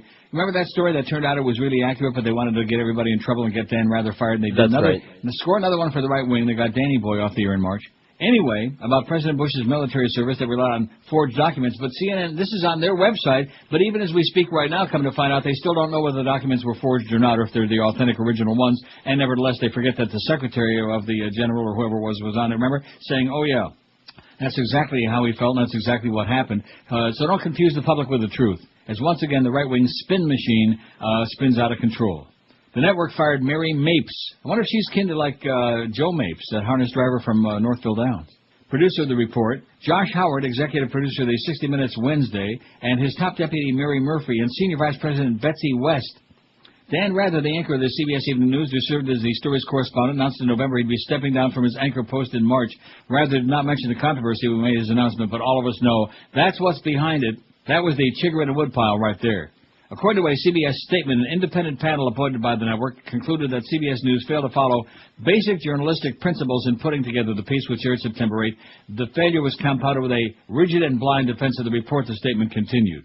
The panel, which was led by former Attorney General Richard Thornburg, Republican of Pennsylvania, and former AP President Louis Bacardi, who makes a hell of a rum, added that despite accusations of political bias against CBS, the panel cannot conclude that a political agenda at 60 Minutes Wednesday drove either the timing or the airing of the segment or its content. Still, the bottom line is that much of the September 8th broadcast was wrong, incomplete, or unfair. Les Moonves, co-president of CBS parent Viacom, said in a statement announcing the firings a short time ago. So we got some scapegoats. You know how that goes, don't you? There always have to be some scapegoats. Take the fall. And, of course, nobody should have taken the fall because there was nothing wrong with the story. But nevertheless. 5670560, pound 560 on a Verizon and Singular wireless line. 2 hours and 40 minutes from now, somebody will be on the air at 2 o'clock. That's the best we can tell you. WQAM, hello. You don't know that. Somebody might be on the air at 2 o'clock. Hello. Hello. Thank Yes, you sir. and George for the clarity, Neil. One for the poll if you'd like. He's conducting a test for how compassionate the conservatives are. Uh-huh. That's all I got. Okay, well, see ya. That's all he's got. Okay. They don't have much. What do you want? It's Monday. What do you expect? I mean, we're not building a poll or anything today, and why should they have anything to say about all of these things going on here at QM? We've got them, they're desensitized to it now. Right. It goes on so much and so often, they're numb. Like, oh, gee, you're kidding me. You have no idea who's going to be on it, too. Is this for real? Is this some kind of a silly masquerade you're doing for us to, like, entertain and titillate the audience? No. I only wish I could say a word. Oh, no. There it is. Got my snot rag over here. Careful. It looks just like a regular hanky, but it's not. See? That's what's going on now with the dry heat, you know, I keep telling you about. I got my own issues. Oh, yeah. It's that time of the year. Winter sucks. Now, BBC, this story is amazing. BBC executives were under guard Saturday night, after the controversial show Jerry Springer the Opera was aired on BBC Two. The corporation said it had received threats from individuals who objected to the program's blasphemous content. It is believed that Rolly Keating, who's no kin to Ronan Keating, and you don't know who that is, the controller of BBC Two, and Jana Bennett, the director of television, are among those who have been given private security guard protection. A BBC spokesman said executives' families have been subjected to a large number of abusive and unpleasant calls. Private telephone numbers of those concerned were posted on the campaign group's website, which was later taken down following legal action by the BBC. The corporation refused to bow to religious groups which had demanded the show not be aired. You go, boys, over there at the Beeb. A record number of complaints, 40,000, were made prior to the show going out. Critics say the opera features more than 8,000 swear words and portrays Jesus in a nappy, admitting that he's a bit gay. Tory Deputy Leader Michael Ancram joined the criticism. He said, you can choose to go to the theater. You can decide what you want to pay a sum of money to go to see something. That is where you go to see freedom of expression. But BBC Director General Mark Thompson said that as a practicing Christian, he found nothing in the show that he believed to be blasphemous. Wow. An hour-long program is going out in front of it, putting it into context and making it very, very clear to the public that it does include a great deal of strong language, he said. The opera, which plays to packed houses in the West End, contains a total of 3,168 F words and 297 C words, as in see you next time. Or is it as in, well, there are more than one C word. Yeah, there are. Better tell the Brits about that. The total number of obscenities is calculated by multiplying the number of swear words by the number of people singing them. Okay. That is the greatest line I think I've ever read in my life. The total number of obscenities is calculated by multiplying the number of swear words by the number of people singing them. So if we have it sung by the Mormon Tabernacle Choir, you can only begin to imagine. Prayer group Christian Voice held a vigil outside BBC Television Centre in Wood Lane, West London, to protest. All of that discussing, that profanity and vulgarity and blasphemy. It's disgraceful, man. I'll tell you what's obscene is these religious nuts, because the religious people are the crazy people. Don't ever forget it, all you kids out there. The more religious, the crazier they are. And as far as the fundamentalists, no matter what they are, Muslims, Christians, Jews, Buddhists, whatever the hell they are, they're all crazier than a bedbug. Don't ever forget it. Oh, I won't. I'm not talking to you, heathen. Where was God when the tsunami disaster struck and 150,000 innocent people got washed away and worse? God is a fragment of man's creation. 88 people said that. There is only... Neil, God! 82 people said that. We got a good battle going on between me and, man. Planning the outcome of football games is what God's doing. He was doing that at 53, and of course there are a lot of bowl games coming up that weekend, right? That's right. God doesn't interfere with nature, 32. God caused it to punish the infidels, 24. God's always punishing everybody. And, of course, like I said, he's got bad aim. And sometimes a whole bunch of innocent people get in the way and they get blown away, too. Wrong place, wrong time. Too bad. You're dead. God was on vacation 5. And, of course, it was definitely vacation time, December 26th. An enormous number of those people who died, especially like in Phuket, were on vacation. Right. And God keeps screwing up, 3 said that, as we continue trying to understand the wicked ways of the Lord. In fact, that was one of the lines, I think, that either Bush 1 or Clinton used on that King show last week, that one night, asking that question, where was God? Well, he does work in mysterious ways. What is that? What the hell is that supposed to mean? Talk about a cop-out. Talk about a stupid-ass, idiotic, mindless answer. Right, so why are you going to church then if they don't know the answer? Well, somebody's got to fill the bucket, man. They got to make the big bucks. I'll fill it. Keep that scam going. Somebody's got to subsidize it. 26 after 11 o'clock, we got coming up at 2 and then at 4. Stay tuned for that. This is the first time in my life, in 75 years I've been doing this, the first time I've sat down, we don't have a program scheduled for any of the day. I had even asked to find out if the big was on this morning, 5 to 7, which I assumed because it was in Barry Jackass column, and Barry's got his head right to the old rectum ass of the building. He's got his head in it. And Hank we knew already, 7 to 10, although you couldn't be sure the way things were going. Us? I'll tell you one thing about this show. Now we are rock solid, right in the midst of all this other chaos. Oh, yeah. 10 to 2, it's in there, and this time it's in writing. Not 9 to 1, not 10:45 to whatever the hell somebody feels like it. 10 to 2, period. That's the time of the show. It's sitting there in gold leaf. Gold leafs go. 26 past 11. How's that hockey season coming, by the way? Any interest? No. Okay. And they're not going to have one either because the Board of Governors meeting that was scheduled for this week, they said, why bother? Nobody's talking about anything, so let's cancel it. They said, okay. I mean, you guys care about hockey? What? No, even here, even in the world capital, the hotbed of hockey, nobody gives a crap. They're tired of it. They're worn out. If you're worn out because you earn less than $50,000 a year, here's the chance to do something about it. If you do earn peanuts, then it's time for a career change.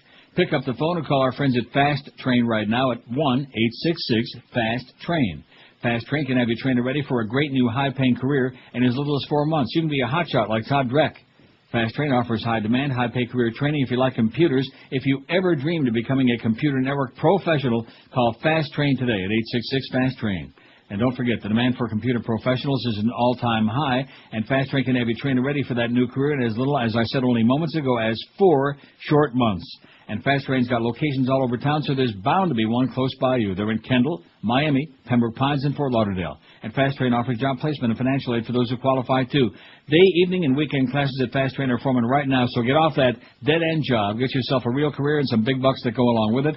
Call Fast Train, 1-866-FAST-TRAIN. You're listening to Neil Rogers, exclusively on 560 QAM.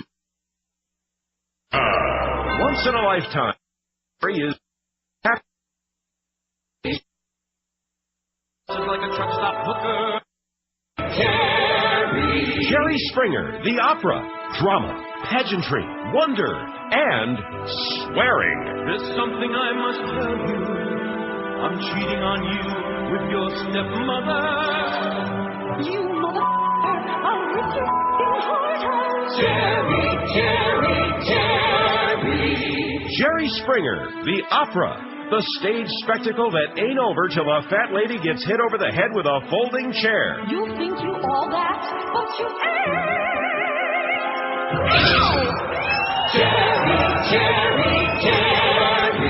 The world's sleaziest talk show host is in the house, the Opera House. Jerry Springer, the opera.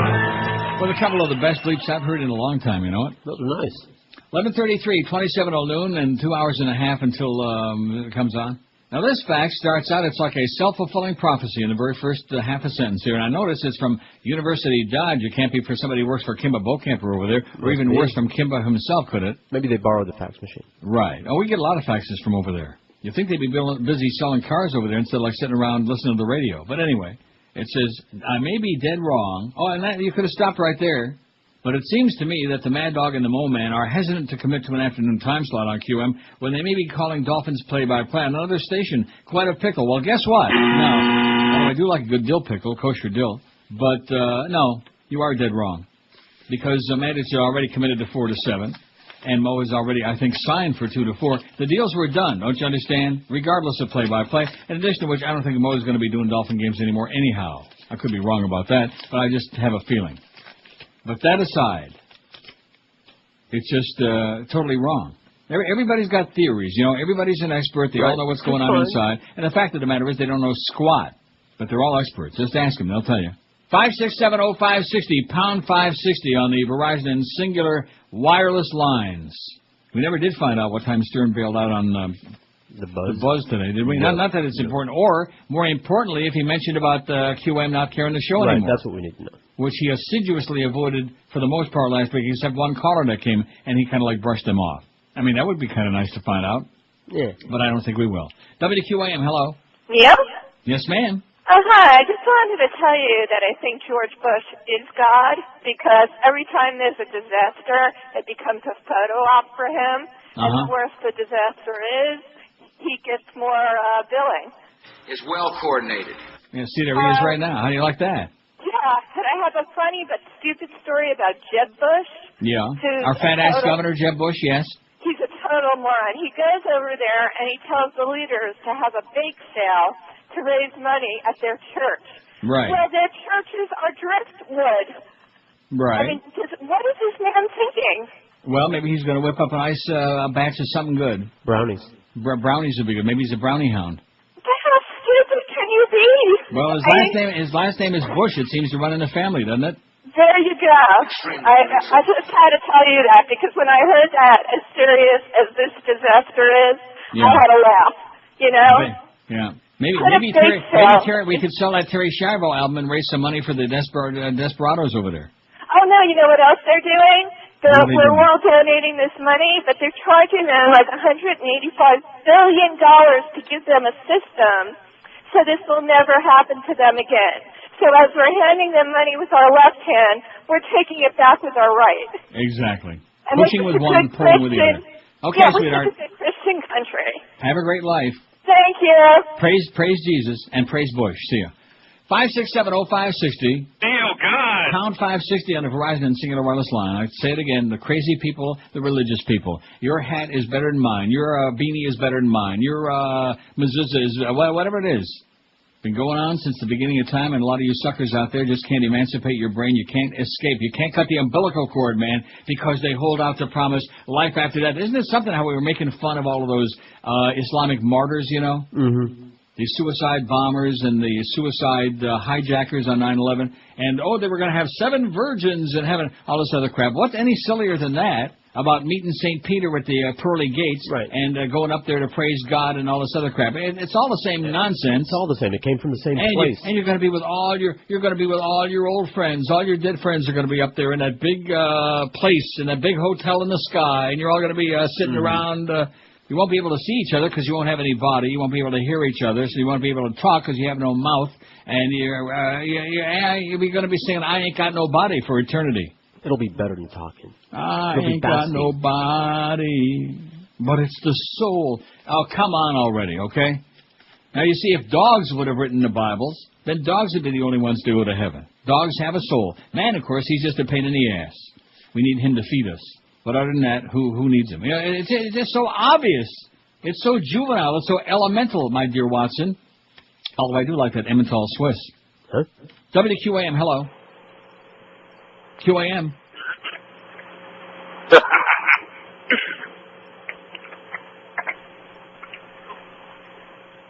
That's Greg. He's flipped. He's gone over the edge. That was definitely Greg, couldn't you tell? That was his line. WQAM, hello. QAM. Neil. Yes, sir. Well, by the way, first of all, I want to say Howard Stern went off at 10:30. Okay. Number two is, did you hear about Jerry Springer getting out of town to get a radio station? Yeah, he's going to do a talk show. Everybody's doing a talk show now, yeah. What, they're just going to give it to any old schmuck that it just comes off the street. Don't you think he's got enough money doing what he's doing right now? Yeah, exactly. How much more does he need, for crying out loud? Stay out of this business. Get line. And then after he does that, then he wants to go back into politics again. You know, he's going to be a guy like that who's doing that luckiest guy on the face of the earth, making millions doing that crap. You're right. Take the money and run and get out of our face. Right. Hey, can you do me one favor? Can you, since it's a Mo Tees Day, can you play the bit with him and Geldy being for the Florida Power and Light? What is that one? Yeah, I heard a couple months ago there was a bit of them too, and they're telling the people about the power being turned off. Okay, I'll search for it, okay? Hey, have a good day, Valley. What is it? Brian will tell us. Yeah, Boca Brian will know what it is. He ought to, because he's the one that did it. If he don't know, nobody knows the trouble we've seen. I ain't got no body, but I got a soul. Man's got a soul, and you're going to burn in hell. You see, generally speaking, it's the dumbest, the least educated people that spew this crap. Kind of like Reggie White. Of course, he's dead. I think God had something to do with that. Maybe that's what it was. Maybe God was busy planning to kill Reggie White. God liked him so much he brought him to heaven early. And maybe he's feeding him some of that delicious scamble soup. Or maybe that scamble soup, eating all of that, was what killed him. See, you know me, I'm a big soup lover, as you know. Right. You know that. I do. When I go to a restaurant, if they have good soup, I just will never pass up soup with a meal. I love soup. French onion soup. I love beef barley soup. Oh, that's matzo great. ball soup on Jew Day. But the idea that anybody would eat Campbell's soup, unless they're schleppers, okay? It's like people that eat Spam. It's the same category. I know when you got a big family and you don't have a lot of money and you got to, spread it out, okay, get some Campbell's soup. For example, Chef Boyardee, ravioli. That's good stuff. If you're in the right mood. Yeah, but it's all the same. You said it before. No, it is all the same, but or Franco-American spaghetti. Right. If you just happen to be in the right mood, it's ravioli really nasty. Is acceptable, the ravioli. Yeah, but Franco-American spaghetti, the best thing is to take that and put it in a bowl and take a piece of Swiss cheese and mix it through there and put it in the microwave for about 99 seconds and melt it in there. Man, is that good. But anyway, what was I talking about before the Franco-American, all this food stuff? Tsunamis, I don't know. No, just now about the food. Campbell's soup. Oh, yeah, Reggie. Caca. And I'm going to tell you the worst of all is the low salt. Have you ever had that? Oh, no, good God. Holy moly, it's like flavored water, and with a bad flavor. Flavored water, I guess, could be good if it was some good flavor in it, like a bad flavor. Like it would be like tomato soup that's diluted, like 1 part in 85,000. Yeah. In other words, they passed it, or the chicken soup. They passed the chicken through it real quick, and this is chicken soup now. Man. I hope maybe they stuck the pupik in there. It's 11:42, 18 till noon at 560 WQAM. When you shop for quality footwear and service, I'm going to tell you the store that's the best, and that's Brandy's in Pompano Beach. All the top names in the business are there, along with sales holes who know your feet inside and out. They want to make sure you get a perfect fit every time. Just going to a shoe store and finding something that looks nice, that's great, but you have to get a perfect fit to take good care of your tootsies. And they got the top quality names you know and love, like Rockports, Florisheim, SAS, Sperry, Timberland, Naturalizer, all the others. And prices that are always unbeatable, too. Brandy's is open every day, 7 days a week. You'll find them open Monday through Saturday, 9 till 9, Sundays 10 to 5, in their same great location. They've been taking care of people's feet for a long, long time. 1290 North Federal Highway in Pompano Beach. It's always worth a trip, no matter where you're hanging it out in South Florida. And right now, this week is a great time to buy naturalizers at Brandy's. Take $10 off on all great women's styles this week. So be sure to come into Brandy's or visit them on the Wicked Web, where you can order right there at brandysshoes.com. You're listening to Neil Rogers exclusively on 560.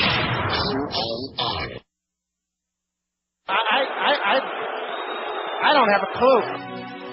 Some radio stations give you money. Some radio stations give you cars. But this radio station is different, because this radio station is going to give you eternal life. That's right. We'll grant you eternal life. Eternal life. And 3 days spending cash to get you started. Here's what you do. Be listening this weekend, and when you hear this sound, be the 10th caller. We'll register you for your chance to live forever. Eternal life. Then, next Friday morning, we'll draw the name of one lucky person who ripped us off for one eternal life. So be listening here to the radio station where life goes on.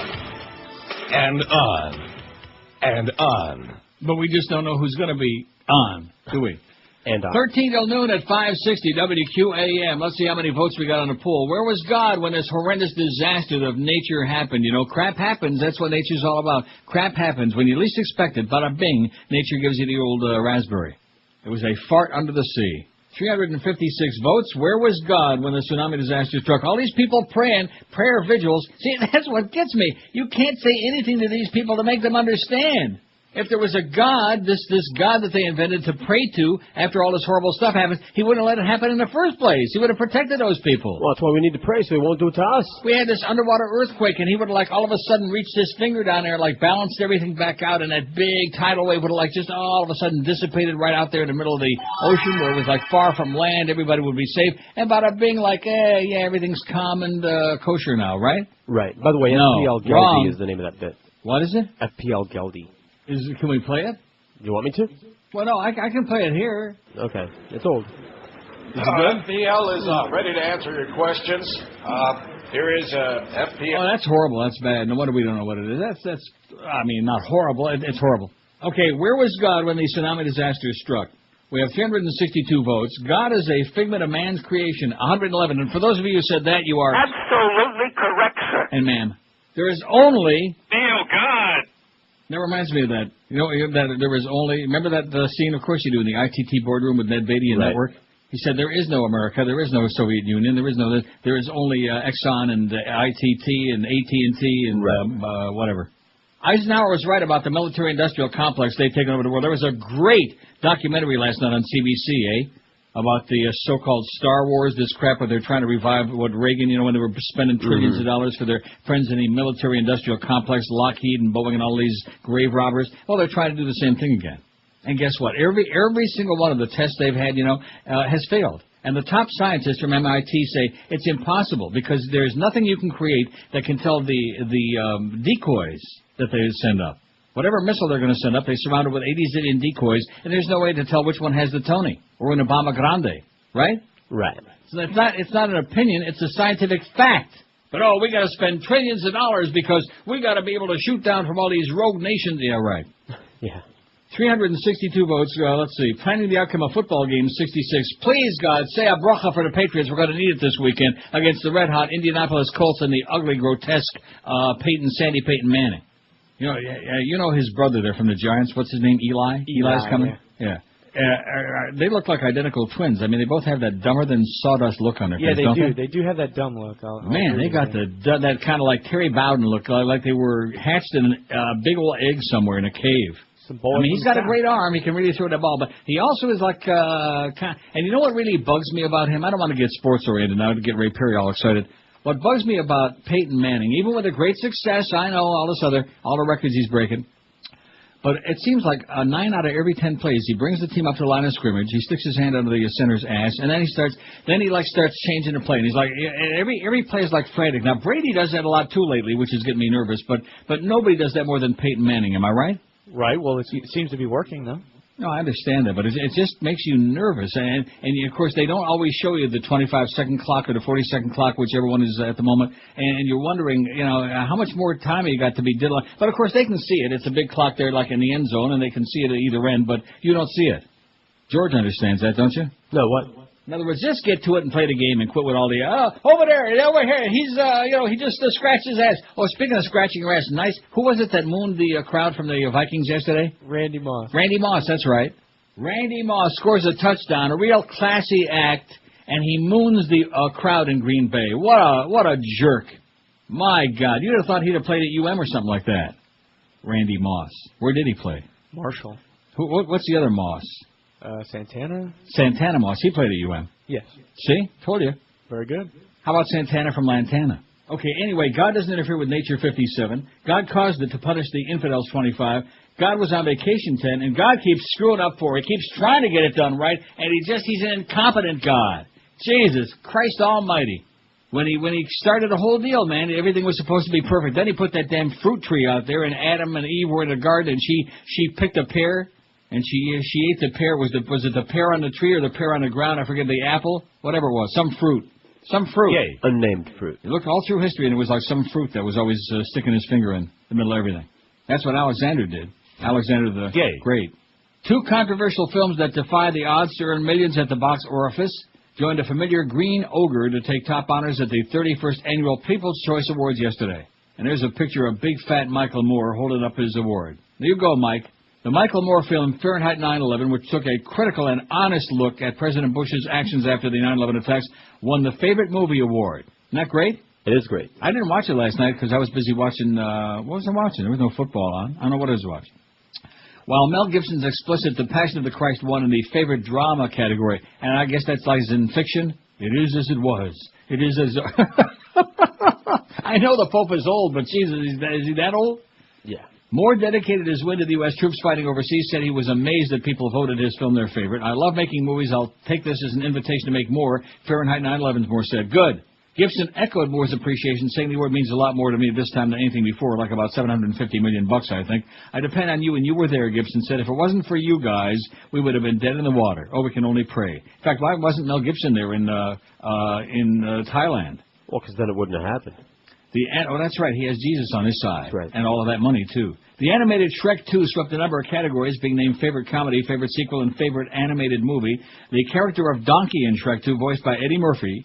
I used to like Eddie Murphy a lot, and then he started being a singer and all this other crap, and I started turning on him like a cornered rat. The Donkey voice was named Favorite Animated Movie Star, and the Fairy Godmother, voiced by Jennifer Saunders. Not Jennifer Aniston, who just got divorced from Brad Pitt, or lesbian. Voiced by Jennifer Saunders, won the Favorite Movie Villain category. Why are we supposed to care about Brad Pitt and Jennifer Aniston? Why do we care about that? I don't care. Decided. The committee has decided. Oh, I see. The committee of people who decide what we're supposed to be all excited about and whipped up to a frenzy about. Right. Don't care. Perennial favorites took many of the top awards, including many of this year's new categories. Julia Roberts and the lovely Johnny Depp won for Favorite Female and Male Movie Star. He's pretty enough to be a lady. Matt LeBlanc and Marge Hegler. In fact, he's one of the very few pretty boys who's like him and Brad Pitt. Well, it turns out to be heterosexual. How do you like that? Not that it should make a difference, but it does. Matt LeBlanc, oh, God. And Marge Helgenberger, who is she? One for Favorite Male and Female TV Stars. What crap show is she on? She's been in many movies, and I think she's a CSI person, if I'm not mistaken. Oh, is that it? Yeah. Will and Grace won for Favorite TV Comedy. CSI Crime Scene Investigation was named Favorite TV Drama. After votes cast via the Internet during the first hour live telecast were counted, Joey was named the Favorite New TV Comedy. Oh, my God. That is... I told you the world's in trouble. Where's God when we need him again? We need a tsunami on that coast. While Desperate Housewives won for Favorite New TV Drama, no doubt because the lovely Miguel is on there.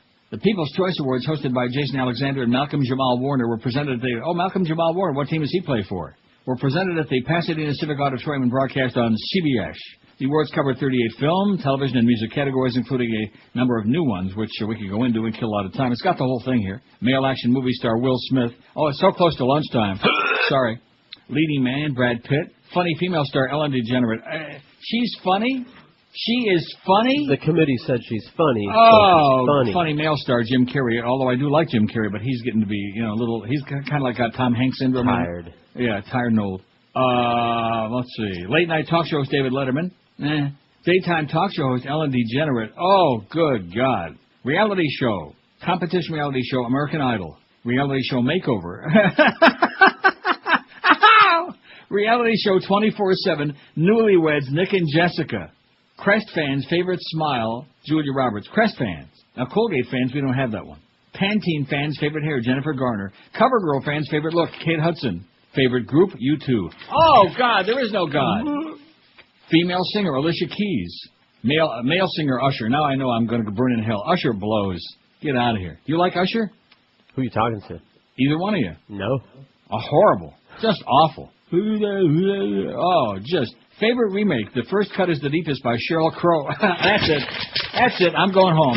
You're listening to Neil We're trying to find out who's going to be on at 2 and 4 and 7. WQAM. This is Mark Morgan. It's the 12 to 1 hour on QAM. This fall on Fox, from the producer of The O.C. You're driving now? Yeah, because you're drunk. It's The O.C.D. Hey, let's go to the movies. Okay. Just a minute. I gotta wash my hands. Come on. We're gonna be late. Hold on. I'm washing my hands again. Okay. I'll be in the car. All right. Ready to go. Let's kick it. Uh-oh. Did I lock the door? All right. Just a minute. I gotta make sure. What are you doing? I'm washing my hands. Don't overthink it. See The O.C.D. this fall on Fox. Are you ready now? Uh-oh. Did I turn off the stove? Yeah. I gotta go wash my hands. Brought to you by Jerky's Antibacterial Soap. 12:01 at 560 WQAM. I can honestly tell you it's less than 2 hours away from 2 o'clock from the, whatever that show is supposed to be, from the 2 to 4 show, and we still don't know. We still have no schedule. I have a feeling that feverish negotiations are taking place right now as we speak. You know what I'm eating right now, which usually I don't eat during the show? A weenie. This morning I did have a little nice microwave bacon, that Schneider's microwave bacon. Well, right now... I'm hedging my bets, a weenie. No. Meat. Close. Schneider's meat macaroni and cheese loaf. Really? You ever ate that? I'm trying to think. I don't think I have. Sliced, like cold cuts. Sliced, you never had that? Cheese loaf? Mm-hmm. How about pickle loaf? You've had that? No. Pimento loaf? Seriously. Come on, Josh, you had it. I don't think so. You don't even know what I'm talking about? No, honestly. Is that like a sliced cheese log? Meat? No. Get out of here. It's like bologna. Meat, macaroni, and cheese loaf, only it's got like pieces of cheese and little macaronis in it. That sounds good. It is good. No, it's good. It's edible. It's better than Campbell's freaking soup. Well, come on. That ain't saying much. Chunky soup, my ass. Oh, brother. Yeah, get the hose. That's where it came from, I think. Oh, brother. I got some chunks for you. Anybody that eats Campbell's soup, man, let's help those people. Don't you think? Let's give them some help. Let's help them out. Look at these phones. I don't know what's going on here. I know we're getting a humongous response on our website today. That's nice now that we started at 10. But the phones are kind of like, they're just all waiting in breathless anticipation because they don't know what the trouble we've seen. 5670560, pound 560 on a Verizon and Singular wireless lines. Very quiet Monday. Well, this is good, though. It's January 10. We're like starting to get back to like abnormal. Now, is it next Monday or the following week that the book is coming out? I don't know. It's either the 17th or the 24th at like 1 in the p.m. Duff told me 17th is too early. It's got to be the 24th. 24th? Okay. Mark that down. It'll be very important. And, of course, we can always say, oh, well, none of those people are on anymore. WQAM, hello. Neil God. Yes, sir. Nothing like a nice God-bashing show right after the holidays, Neil. Right. Well, I know how this is going to go down. Anytime is a good time for it. In addition to which, I'm not the one that planned the timing of the tsunami, okay? Right in the middle of the holidays, by the way. Well, this is going to go down in history as when God tried to part the Indian Ocean. Okay. That's all I got. Too bad Moses wasn't there. Although Charlton Heston, he's played Moses. He could have walked across if God would have succeeded, but he screwed up again. Maybe that's what it was all about. You son of a... Maybe they were trying to get Chuck Heston out of his Alzheimer's house, whatever he's hanging it out. Out of his coma. That scene was so great in Bowling for Columbine. That was so fabulous. The interview with Chuck Heston. When he kept making all those very thinly veiled racist remarks, you know. What a miserable, old, nasty... From my cold, dead hands. We can only pray that day is coming soon, Chuck. He just can't make up his mind. Whether he's Jesus or Abraham or Moses or whatever the hell he is. Or just another gun nut. You see 60 Minutes last night? No, I tried, and every time I flipped it on, there was like football. Oh, they still had the football game on. Well, give me the ball, give me the ball. Let's see, that was the Minnesota. That was the game where Randy Moss mooned the crowd in Green Bay. What a jackass. He ought to open up a chain of stores called Ass Is Me. WQAM, hello. Hey. Yes, sir. I got one for your pool. Yeah. God was taking a dump and Okay, great. WQAM, hello. Neil, please. Speaking. Neil, I have a question and a comment. Okay, question. Question, what time does your show starts and ends? 10 o'clock till 2 p.m. Well, I am boycotting your station from 2 p.m. until 10 a.m. for taking turn off the air. Okay. I'm all going to be off for you, brother. Okay. Okay, that's what I wanted to say. Okay, thanks, Pally. Bye-bye. Stick with us. So here's a guy that's pissed off at QAM. He's boycotting all, but he's hanging with us. Hey, listen, we like everybody to do well, but, short of that, we'll take it, right? Right, and what's he boycotting? He doesn't even know, and we don't either. He's boycotting that 2 to 4 show, and then I mean, no matter how long you live, you just have seen nothing until you see the way these people operate. And of course, a lot of the stuff they try to force us to sign these new contracts is, oh, well, you can't insult this one, and you can't talk bad about the sport. This is the truth. I'm not making this up. There was a clause in there that I could either be fired or suspended for making negative comments about any of the sports franchises associated with this radio station, about the coaches, the owners, the players, the water boy, the cheerleaders, anybody. Now, who the hell in their right mind is going to sign that? See, they don't understand why people listen to these shows, because we tell it like it is. They don't want to listen to somebody just going to be a suckhole. Anybody can do that, like Peyton Manning. Who the hell wants to hear, oh, hi, lovely lady? Who wants to hear that? It's boring, man. It's boring. And of course, if he didn't want us to talk about you folks over there on the West Coast, how about treating people well instead of trying to, play these games with everybody's contract? I wasn't rewriting my contract. I was just extending it 2 more years. And right away, they're like, oh, well, we're going to rewrite it. My fat ass you are. And they're doing the same thing with Jim Mandich. How could you treat the Mad Dog with such disrespect? Every trend, every book that he's been on there 2 to 4, humongous numbers in there those 2 hours. They are absolutely rock solid. You bet. The man is legendary. There is nobody in no ex-jock in the world that does it like he does. There is nobody who does color on a broadcast other than maybe Myron Cope in Pittsburgh with the Steelers, who the people will tune in just to hear him in the color commentary on a football game. And where's the appreciation? What do? Oh, well, you're going to sign this and you're going to sign... What the hell with it? I heard him make the comment last Thursday or Friday about how they've been stringing along every day. You're going to be hearing from Legal on Monday. From Legal meaning Joyce Fitch. So she's doing the same thing to him. I got news for you, honey. If you really believe that all of us are going to sign that swill that you were passing off, you're dreaming. You're crazy. But in my case, I'll take the money. See, when I first saw the story in the Herald Saturday and Barry Jackass, and I read that, I got really pissed off for about 30 seconds. About 30, man. And then I thought, well, as much as I love the Mad Dog, and it's very important that they keep him on the board and stick around, and Hank and everybody else, we're all for ourselves now. Isn't that basically what it is? It's like, when you've gone overboard and there's one raft, I'll take it. I wish you all the luck in the world, but I'll grab it. Right? Right. WQAM, hello. We're all for ourselves. Hey, Pally. Yes, sir. I have one for your poll, Pally. God was smoking a doobie, man. Big fan. Okay. You know something? Now that I'm eating my macaroni, meat, and cheese loaf, I've often wondered.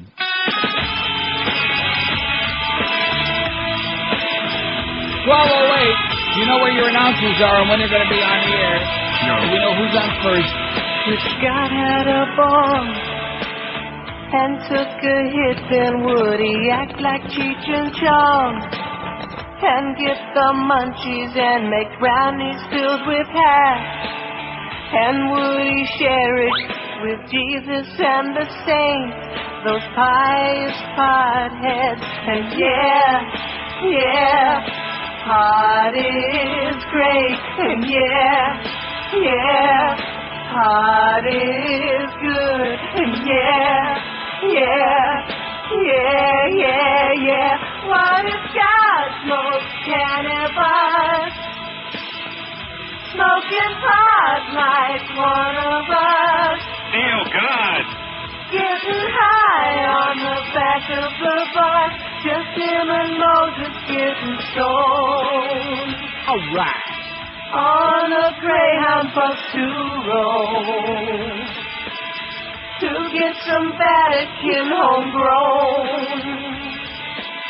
a couple dimebacks to take home. Smoked a big Bob Marley on his throne. No fun in heaven unless you're stoned. Yeah, man. It's 10 past the hour. I think we can go ahead and put that on there. He was smoking a big fat one, John. All right. Okay. Smoking a big fat one. We don't have to say what. It might have been a cigar, for all we know. Speculate, right? Right. John says, I have an idea for a new poll. It's not a bad idea, John, but I just don't know how many names we'd have on this one. In the history of TV, movies, and radio, who's your favorite gay personality? He says, my vote is for Paul Lynde. There's Raymond Burr. I guess we could do that. Maybe we'll do that tomorrow. Okay. I'll come up with a list like Tony Perkins. Just because somebody got married off, by the way, doesn't mean that they were, gay, bi, whatever, We'll just make it up. We can put gay in quotes, so we'll be safe. How about Miss Fudge? She's a radio personality of Thorpe. Miss Fudge. WQAM, hello. Neil. Yes, sir. Okay, my vote is for Neil Gott. Yeah. And I just have one question. Somebody should call President Bush because, they've been saying lately that he speaks to God. Yeah. So why the hell didn't he say anything about this tsunami? He was busy on the phone with his Dick Cheney. They were getting the latest Halliburton deal done, which there is another Halliburton deal with Iran, by the way, you'll be pleased to know. You aware of that? We'll get to it because these people really have run out of material a long time ago. They're starting making suggestions for the poll. That's a sure sign, Remember that, who did that song? Brenton Wood? Give me a little sign. Okay. Yeah, Brenton Wood, I believe. A Yellow Label. I forget what, maybe it was, no, it wasn't Atco. Give me a little sign. Anyway, Boca Brown would know that, wouldn't he? He would know. He knows all that old, he's like me. He's an old fart. He's a grizzled old fart, and we've been around a while. We got the old chicken neck, and we're still here. We're still here. The days are numbered, probably in single digits, but we're still hanging around. Hey, don't take that break yet. Why not? Breaking news. We have a schedule? Oh, no, but milk it. You got to milk it, man. That's what I'm doing. I'm waiting for it to come over your fax machine. You can say it. I got it right here. You got a schedule? Yeah. For today only. What do you mean for today only? What does that mean? One day at a time, sweet Jesus. Oh. Well, I'll be damned. We have a schedule. It's not coming over yet. It's on the way. So let's do the break. Well, why should I not do the break? Tease it. All right. After the break, we'll let you know. Okay, everybody's on the edge. They're on pins and needles, baby. They're on the edge of their seat. I sure am. I might just fall right off. I hear that it's making that little beeping sound. And there's a page printing out right now. My nice brother fax machine, printer, copier, scanner. And here it comes. Well, how do you like that? Wow. Woo! Wait a minute. What did that say? Oh, no. Oh, no. Okay. With all the holidays over now, all the pain-in-the-ass guests and family finally gone, here's the deal. With the mess that they left behind, why not give a call to our friends at Dry Concepts? This is the ideal time to call after the holidays, the pain-in-the-ass period of the year is over with. And they'll put your whole house back together again and make everything, including your carpeting, look and feel and smell just like brand new. I've been using them for over 20 years in my homes, and believe you me, once you use Dry Concepts the first time, you'll understand why they are guaranteed best in the universe. They use a patented, exclusive dry cleaning method that sucks out the deep down dirt and the fibers of your carpet, leaves them smelling lemony fresh. They look and smell and feel just like brand new, and they're dry in an hour and a half to 2 hours. You can't beat it with a stick. So not only your carpeting, but your furniture, your drapery, your expensive area rugs, oriental rugs, all of these things you want to entrust to our good friends at Dry Concepts. And never fear any rip-offs, which are notorious in the carpet cleaning business, because these folks give you a written guaranteed price up front before they start doing their fabulous job. So get everything looking just like brand new again now. In Dade Route in the Palm Beaches, call Dry Concepts toll-free, 1-800-248-5071. That's 1-800-248-5071. Or on the web, it's dryconcepts.com. The Howard Stern Show. Neil Rogers, mornings and midday. And sports around the clock. 560 QAM. Was just an ordinary yeshiva student until that fateful day. Ouch! What's this? Some kind of radioactive spider? What am I over here, Little Miss Moffat? Indeed, it was no ordinary spider. And he is no ordinary superhero. He is Spider-Man! You want I should shoot spider webs out of my wrists? Hey, for 114 million opening weekend, I'd shoot gefilte fish out of my tuchus. Spider-Man. Villains fear him. Women desire him. Spider-Man, I love your suit. Well, thank you. I got it wholesale with 2 free pairs of tights. I know a guy. Spider-Man. instilling guilt in the hearts of evildoers. Go ahead, take over the world. I'm sure you're making your poor mother very proud. Spider-Man, now showing in theaters everywhere. I wouldn't kill you to go see it one time even. 12:17 at 560. This is not good news. Well? Is it? No, but I'm sure it's only temporary, and it's exactly what we thought it was going to be, considering everything that's going on. No, I did not. I thought for sure they would have come to their senses, just like they did with me after I told them to stick that 19-page verbose bunch of crap up their butt and cut the crap, and then we got the thing done the next day. And that's what should have been done this morning. That should have been priority number one. All other business. And seriously, stop and think about this. The only thing that ESPN Radio has got is Joe Rose. Where was Joe Rose before he went over there, where he was lied to and yanked around and held on the string so that we could put Howard Stern on for 4.5 excruciating months? He was right here leading into the show 8 to 10. Everything was just... Oh, we're fine. Hunky-dory, as Jim Dory used to say for the Maple Leafs. Hunky-dory, old number 8. He sure was pretty. But anyway, not Joe Rose, Jim Dory. And we had him right there, so we had Joe Rose and Hank in Afternoon Drive, where he's been doing great for so many years, for about 10 years. But no! We weren't satisfied with that, and so we broke that all up again, and we gave them the only ingredient that they've got to put them on the map. Even if they do get to Dolphin games, I hate to break the news to them, Dolphins don't play on, like, weekdays. And when they do play an occasional Monday night game, and I can't imagine after this season too many Monday night games are going to be scheduled with the Dolphins on there, but when they do, that's like on at 9 o'clock at night. It means nothing. It means a shadow of what it used to mean years ago, before all the games were on TV, before Sirius had all the games, before all of this other stuff went on, before you had to stick them on FM. So that's all they got, is Joe Rose, and we chased them away. We sent them over there. If they do the same thing with Jim Mandich, I'm telling you right now, you mark the words down, January the 10th, 2005, at 12:20 in the p.m., Neil Rogers says, if they do that, they're screwed, man. They're bending over and they're doing a Ron Jeremy on themselves, only they're sticking their foot up their own ass. Am I right? Yeah. These double-jointed lunatics. Because I would have thought they had this all ironed out. So here's the schedule. Jim Mandich, 2 to 4. I'm going to be rolling tape on that. Just turn my cassette deck back on again. I'm going to be rolling and tape 2. Mo Howard David, who was supposed to be doing 2 to 4 today, but he's going to be doing 4 to 7. Absolutely. Geldy, 7 to 10, as I predicted. We got to squeeze something out of him. And then Eddie K at 10 is his usual time. They don't mess with old Eddie K. So that's it. Mad Dog 2 to 4, and I'm sure he'll tell you what's going on. Don't do it. Don't do it, Mad Dog. Don't let them dehumanize and degrade you, a guy like you, and sign all that crap, sign your life away. What credibility could any human being have left to sign away? Oh, you won't talk about this one, you won't say... Well, so why would anybody listen? And what it exposes is this enormous lack of understanding that this company has about what it is that we do, why you people listen, and what it is that makes this so the unique place that it is. And like I started saying before, if you want to keep everybody happy, then treat them well. Then we won't talk bad about you. Act like a real broadcasting company. Oh, look at this on the QMO website. Thank God Josh Cordes has nothing to do with this, and he wants you to know that. Not no more. Right? Yeah, not no more. Not no more. QAM website. Here's the schedule. It's got 6 to 10 a.m.-ish Howard Stern show. Well, this is the schedule for today. Right. And this schedule is older than last year's Matzah Man. Curtis Stevenson, 2 to 4. Hank at PPSE's in New York City, whatever that is. What is PPSE? You got me. I have no idea what that is. Geldy 5 to 9. Geldy, look at that. 27 o'clock till 10 in the morning. Look at this schedule. 27 o'clock. Even like in military time, there's no such thing as 27 o'clock till 10 a.m. Goldie continued.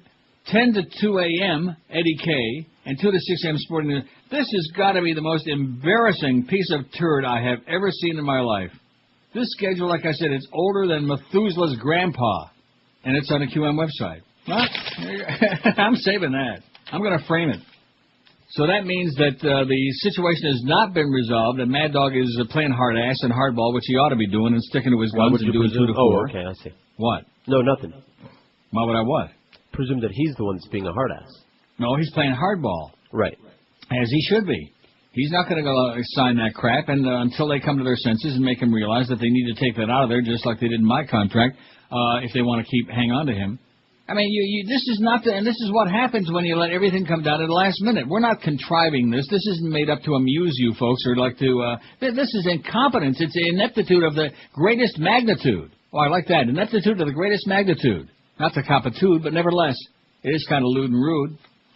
And we're getting screwed, is what it boils down to, isn't it? Just keep changing it around. I mean, get all these people in a room together. Of course, they spent a whole day there, or a bigger part of it, taking you to the woodshed that day, just before all this other crap came down, before the last sushi summit with Greg and Norma Kent. How could we forget that day? Oh, I don't. You and your good buddies Matty Bell and Jeff High. Mm-hmm. Over a bunch of silly little caca crap. And then, of course, foisted upon us, oh, well, the Beast did really good auditioning for George's job when he was on vacation. Who are you people kidding? Stop messing with it already, will you? You need mental health. Get yourself a group plan. Get a group lobotomy before it's too late, before you blow this whole thing right off the air. WQAM, hello. Hello? Yes, sir? I would like to introduce Joyce to... Yeah, okay, great. I think she already knows that. I think that is Joyce. I think that's her middle name. Joyce Fitch. 5670560, pound 560 on the Verizon Singular Wireless line. Gunman assassinated Baghdad's deputy police chief in a suicide bomber driving a stolen patrol car, killed 3 people at a police station today as insurgents pressed a campaign to wreck Iraq's election scheduled for January. About 30, man. The attacks at morning rush hour underline the vulnerability of Iraq's fledgling security forces, raising fresh doubts as to whether they can protect voters in the first ballot since the U.S.-led invasion toppled dictator Saddam the evildoer Hussein. WQAM, hello. QAM. Neil. Yes, sir. Hey, I work for a company and they try to, well, you have no choice. You have to sign one of those stupid, no compete. You won't disrespect the company and stuff like that. Yeah. But it's a bunch of crap and we still do it. And, it's funny when you work for people, the people in charge are the ones that always screw things up and the little guys or average persons are the ones that actually run the company. And right. they're the first. They just look for you as the owners are the screwers and we're the screwees, right? Right. And I just can't believe how many years you've been there. And I'm so glad that Howard crap is done with because I would forget to turn you on, or you would be on and thinking it's 11 o'clock. And I'm going to tell you, with all due respect to Stern, with all due respect, the fact is that they damaged this show. They really did some serious damage to this show by jerking us around in the audience and not having any idea of a starting time. That was the worst piece of programming I ever heard of in my life. Right. You are like the rock where everything starts at that station. Right. You, Jim Mandich, and Goldberg. So why mess with you? Exactly. They just can't stop messing, man. It's like a dog that refuses to be housebroken. He's like 10 years old. He keeps crapping on the floor, and that's what they keep doing. Okay, I just wanted to vent a little bit because, a lot of us are in that situation, too, and we don't have the power like you do, and, I feel for you. I got the power, and the Mad Dog does, too, and obviously he's going to use it, and I'm proud of him. Good. Thanks a lot, Pally. Good luck to you. Okay, I hope you win the lottery. That's what we want is to win the lottery. So just one last day we can come in and give them the big, oh, yeah, stick it way, way up in there. I mean, as far in there all the way to the freaking moon. You're listening to Neil Rogers Rectum exclusively on 560 QAM.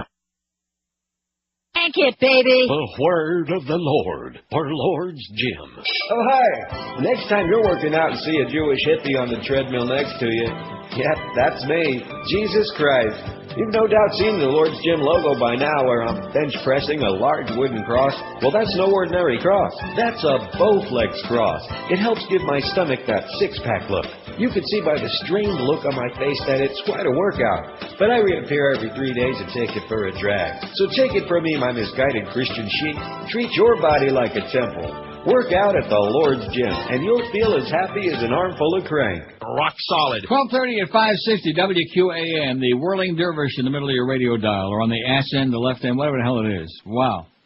5670560, pound 560 on the Verizon Singular Wireless line. I mean, this is just above and beyond. Each time you think that they've eclipsed their all-time bonehead move, they come up with something even more embarrassing, more humiliating, more unacceptable, more degrading, more idiotic, more audience unfriendly. It was Sarney that did make a good comment the other day when he said QM has a reputation for being listener and media unfriendly.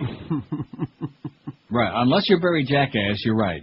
And, of course, why would they gravitate? Why would Greg gravitate toward Barry Jackass? Birds of a feather, because they're like, when it comes to Radio Man, they're on the same level. WQAM, hello.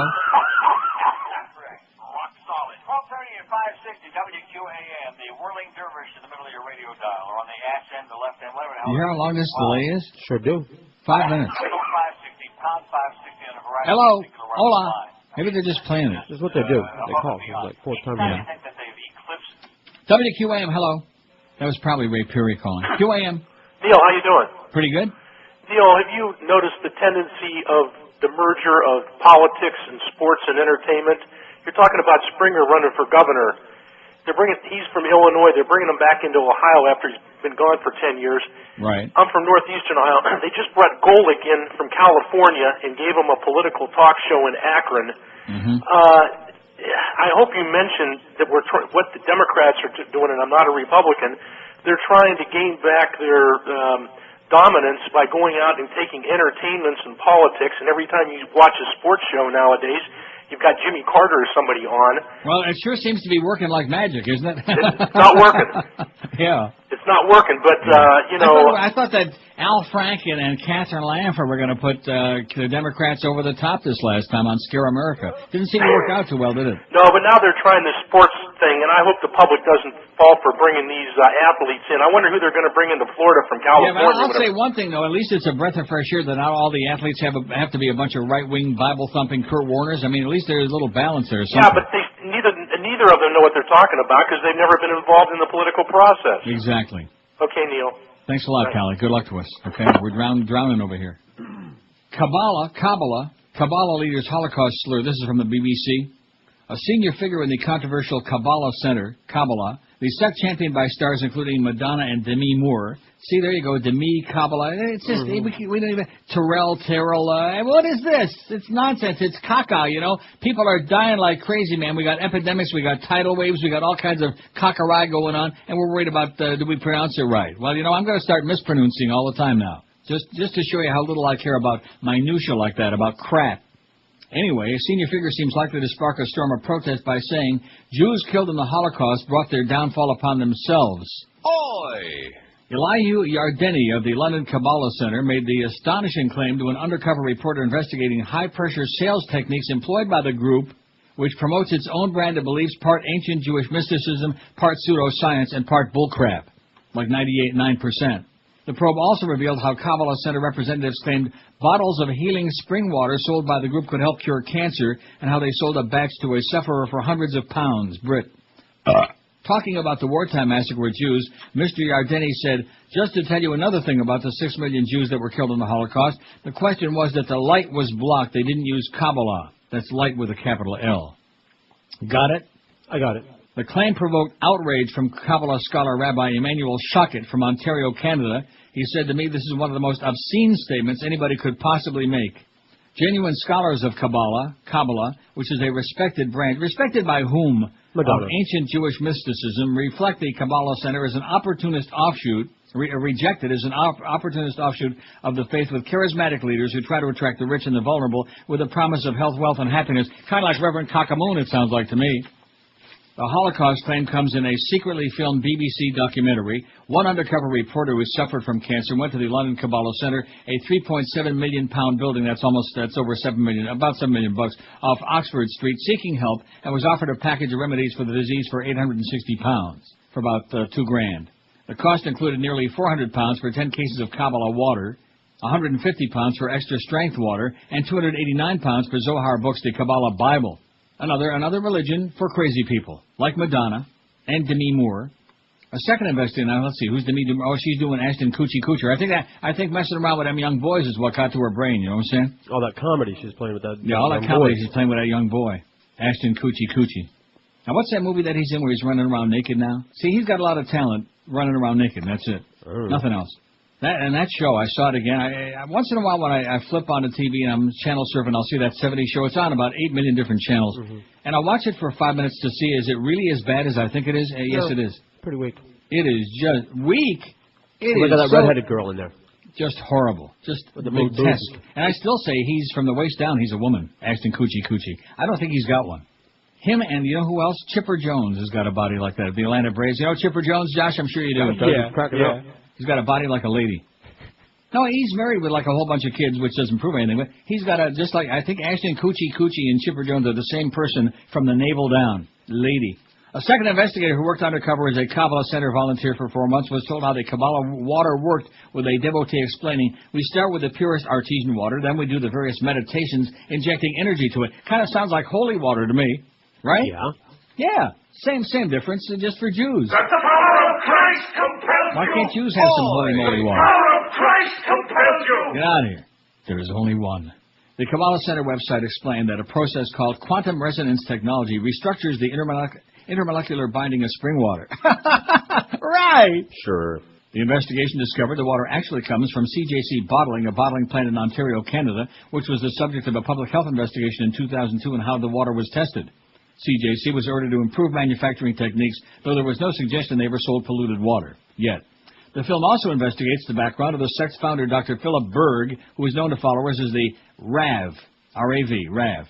He could be, if he was a goy, he could be the Reverend Berg, but he's a Jew, so he's the Rav Berg. He enjoys a millionaire's lifestyle in Los Angeles, just like the Reverend Kakamoon. The source of Mr. Berg's doctorate is not clear, but it is known that he was born Feivel Gruberger in New York. Feivel, trained as a rebbe, and worked as an insurance agent before deserting his first wife and second children for second wife Karen. That sounds like the religionist to me. The couple then set up their first Kabbalah Center in Tel Aviv. The lucrative marketing operation for the water, Zohar books, face creams, candles, videos, and red string bracelets worn by followers came later. Kind of like Herbalife. Look what happened to that guy. He's dead. What was his name? We don't know. No. You know the one I'm talking about with the big head of hair, whatever his name was. Herbalife. Use the products, try the products. The organization claims to have Kabbalah centers in 40 cities worldwide and to be a non-profit-making organization. The center was asked about its views, including those on the Holocaust, and in the statement said, the Kabbalah Center has not seen the BBC program and is unable to comment accurately on its content. Right. Regarding fundraising, the statement went on, as a registered charity, the center has to fundraise to cover administrative costs and outreach work, the effects of which are felt across the world on a daily basis. I don't feel it. You feel it?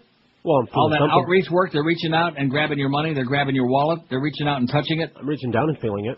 The center has launched the U.S. $1 million campaign asking followers to donate money so it can send its own brand of Zohar books and water to the victims of the Asian tsunami. In Israel, authorities have refused to give the charity a certificate of proper management for 3 years running because of accounting inadequacies, and in Britain, the charity commissioners have criticized the center's accountants for significant shortcomings in transparency. In other words, they're cooking the books, they're hiding all the money, and they're just copping it up like crazy. A bunch of suckers like you folks out there, the Kabbalah crowd. I don't think we have any, do we? You think we have any of those people in this audience? A law of averages. We ought to have one. One or two? Well, get a life. Get serious. WQAM, hello. QAM? Yeah, I want to speak to Neil. Speaking. Hey, Neil, you know this Kabbalah crap you're talking about? Yeah, it is crap. I was in the Boca Town Center Mall, and they have one of those kiosks hawking all that stuff, all the water and all the Isn't that something? I sure hope we didn't buy any of that crap. But Jews, I didn't think Jews were supposed to proselytize or whatever you call it. That is correct. They're not proselytizing. They're just good enterprising businessmen. That's all. Yeah, they're making a lot of money. Yeah. Okay. Maybe if you told them you were Jewish, they might sell it to you wholesale. Yeah, give me a deal. Good luck to you, Pally. Thanks. Bye. I'll pray for you. I'll pray to Jesus in your name, sweetheart. We got Mad Dog Jim Mandich at 2. He's not supposed to be on at 2 today. Today was supposed to be the much ballyhooed new schedule at QAM. This is temporary. This is a little Band-Aid. No, you haven't checked your fax machine lately. Oh, wait. Let's see. Update. But squeaking in the chair, right? Oh, look at that. They got it done. Well, how do you like that? At least I hope they got it done. Now it says, and again, mark it down in crayon or like an indelible ink or maybe in pencil would be best. Chalkboard. Yeah, chalk is good. Mark it in chalk on your wrist. Like, what's his name? What was his name in Memento? In Memento. I'm trying to think of the actor. What's his name? Guy Pearce. Guy Pearce. Well, am I good or what? I couldn't think of the name of the movie because I was too busy ahead of myself. Guy Pearce. I wonder if he's related to Pierce Brosnan or Guy Madison. Remember Guy Madison who was like Wild Bill Hickok? No. Oh, I'm sorry, I can't say that. He was on TV, Guy Madison. He was a good-looking guy. So now the new schedule. Are you ready? Can you handle it? Strap yourself in again. You ought to be used to it by now. As the schedule keeps changing every few minutes, now it says on this schedule, and it's written in ink, I do believe, although this is a fax, so it's hard to tell. It's a facsimile, just like this station is a facsimile of the real thing. 2 to 4, Mo Howard Davided. 4 to 7, Mad Dog. All right. Jim Mandich and Steve Geldstein, 780 K10. So maybe, just maybe, they've come to their senses. Or else. Exclusively. 560 QAM.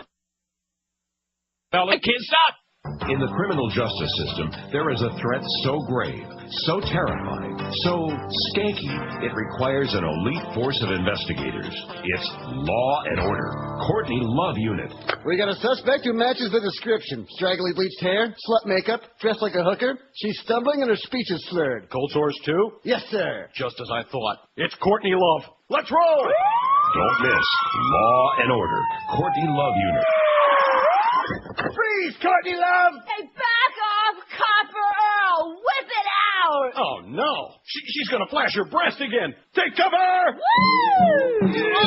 Oh, nasty! Stories ripped from today's headlines about a pseudo-celebrity who's always ripped. Law and Order. Courtney Love Unit. Now you'll get the punishment you deserve. We're putting you in the hole. Hole? You mean you're putting my band back together? No, that would be punishing everyone else. Law and Order. Courtney Love Unit. Fighting crime has never been this unclean. 12:45 at 560 WQAM. So evidently, and I'm only assuming, and now I guess I'll have to come back after lunch and tune in at 4. Right. Although Mo may have some information about that. I guess I'll roll tape. I'm certainly not going to sit here on my ass and forego a good lunch to hear the Mo Man. With all due respect. He understands, doesn't he? Absolutely. So I'll have to come back at 4 and in the middle of Passions, which is on 3:30 to 4:30. I guess I'll have to tape it on my PVR, my personal video recorder. We keep saying tape. I'll have to record it. Stop saying tape. We don't. Tape is passé, right? Right, but we still say it. Here's a fact that says, I may be mistaken, but I'm 99% sure your rejoin at 12:14 p.m. said, WQAM, Howard Stern, 6 to 10. Oh, I'm sure it did. I noticed that a lot of our rejoins now, it's like kind of a contest to see if they can catch me off guard. They're like real brief and abrupt, like, WQAM, I'm Fort Lauderdale. You know, like that. Keep you on your toes. Yeah, keep me on my toes, and so you never really know for sure when they end. It says, if Microsoft... This is the greatest line. We ought to put this up on the door there.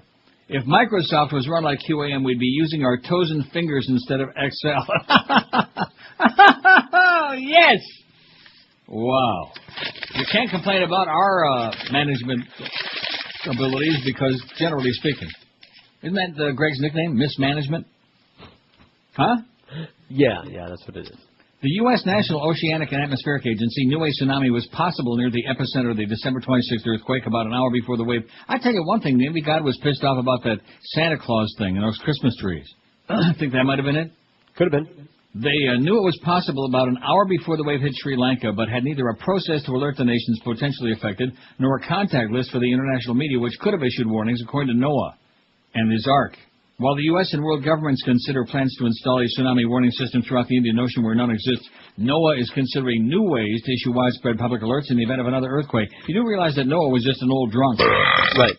Yeah. Of course, I guess, you got to drink a lot when you're busy building that humongous ark and you're trying to, run around catching all them, those two of all the animals, right?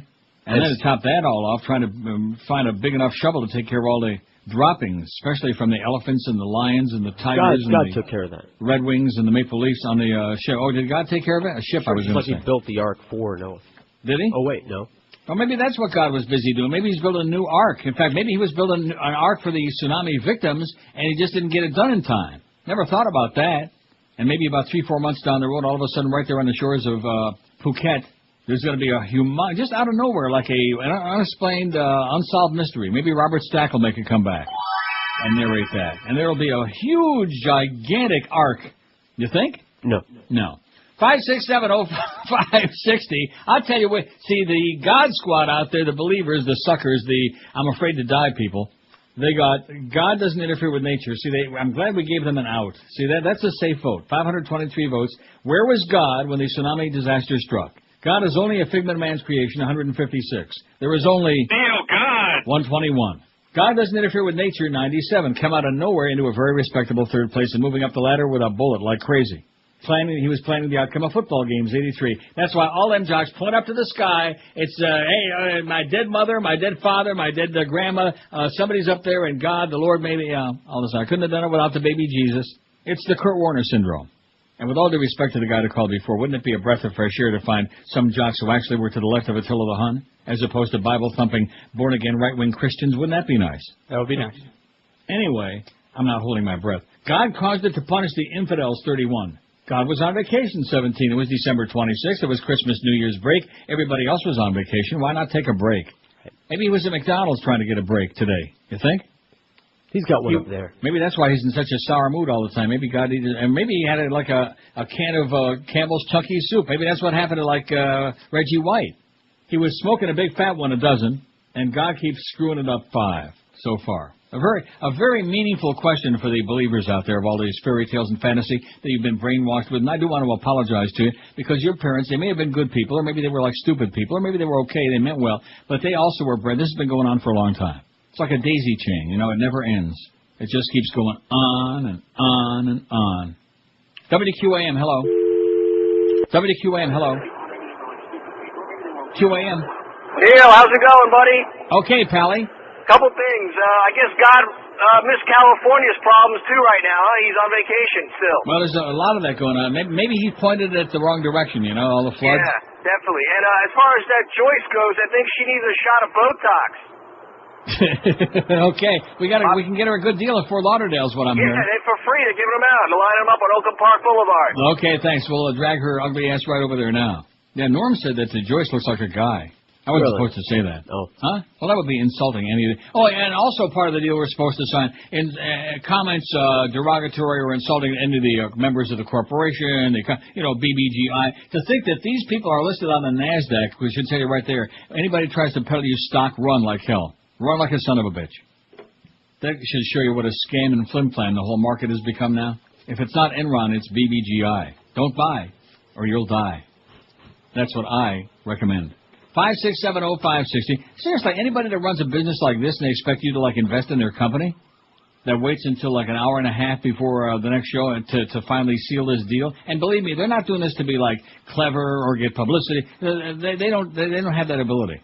They're doing it because they've deluded themselves to believe that we're going to put our ass out on the line to protect them from. It kind of reminds me of the thing with the National Hockey League with the lockout, where the owners want the players to protect them against themselves because they can't control their crazy spending.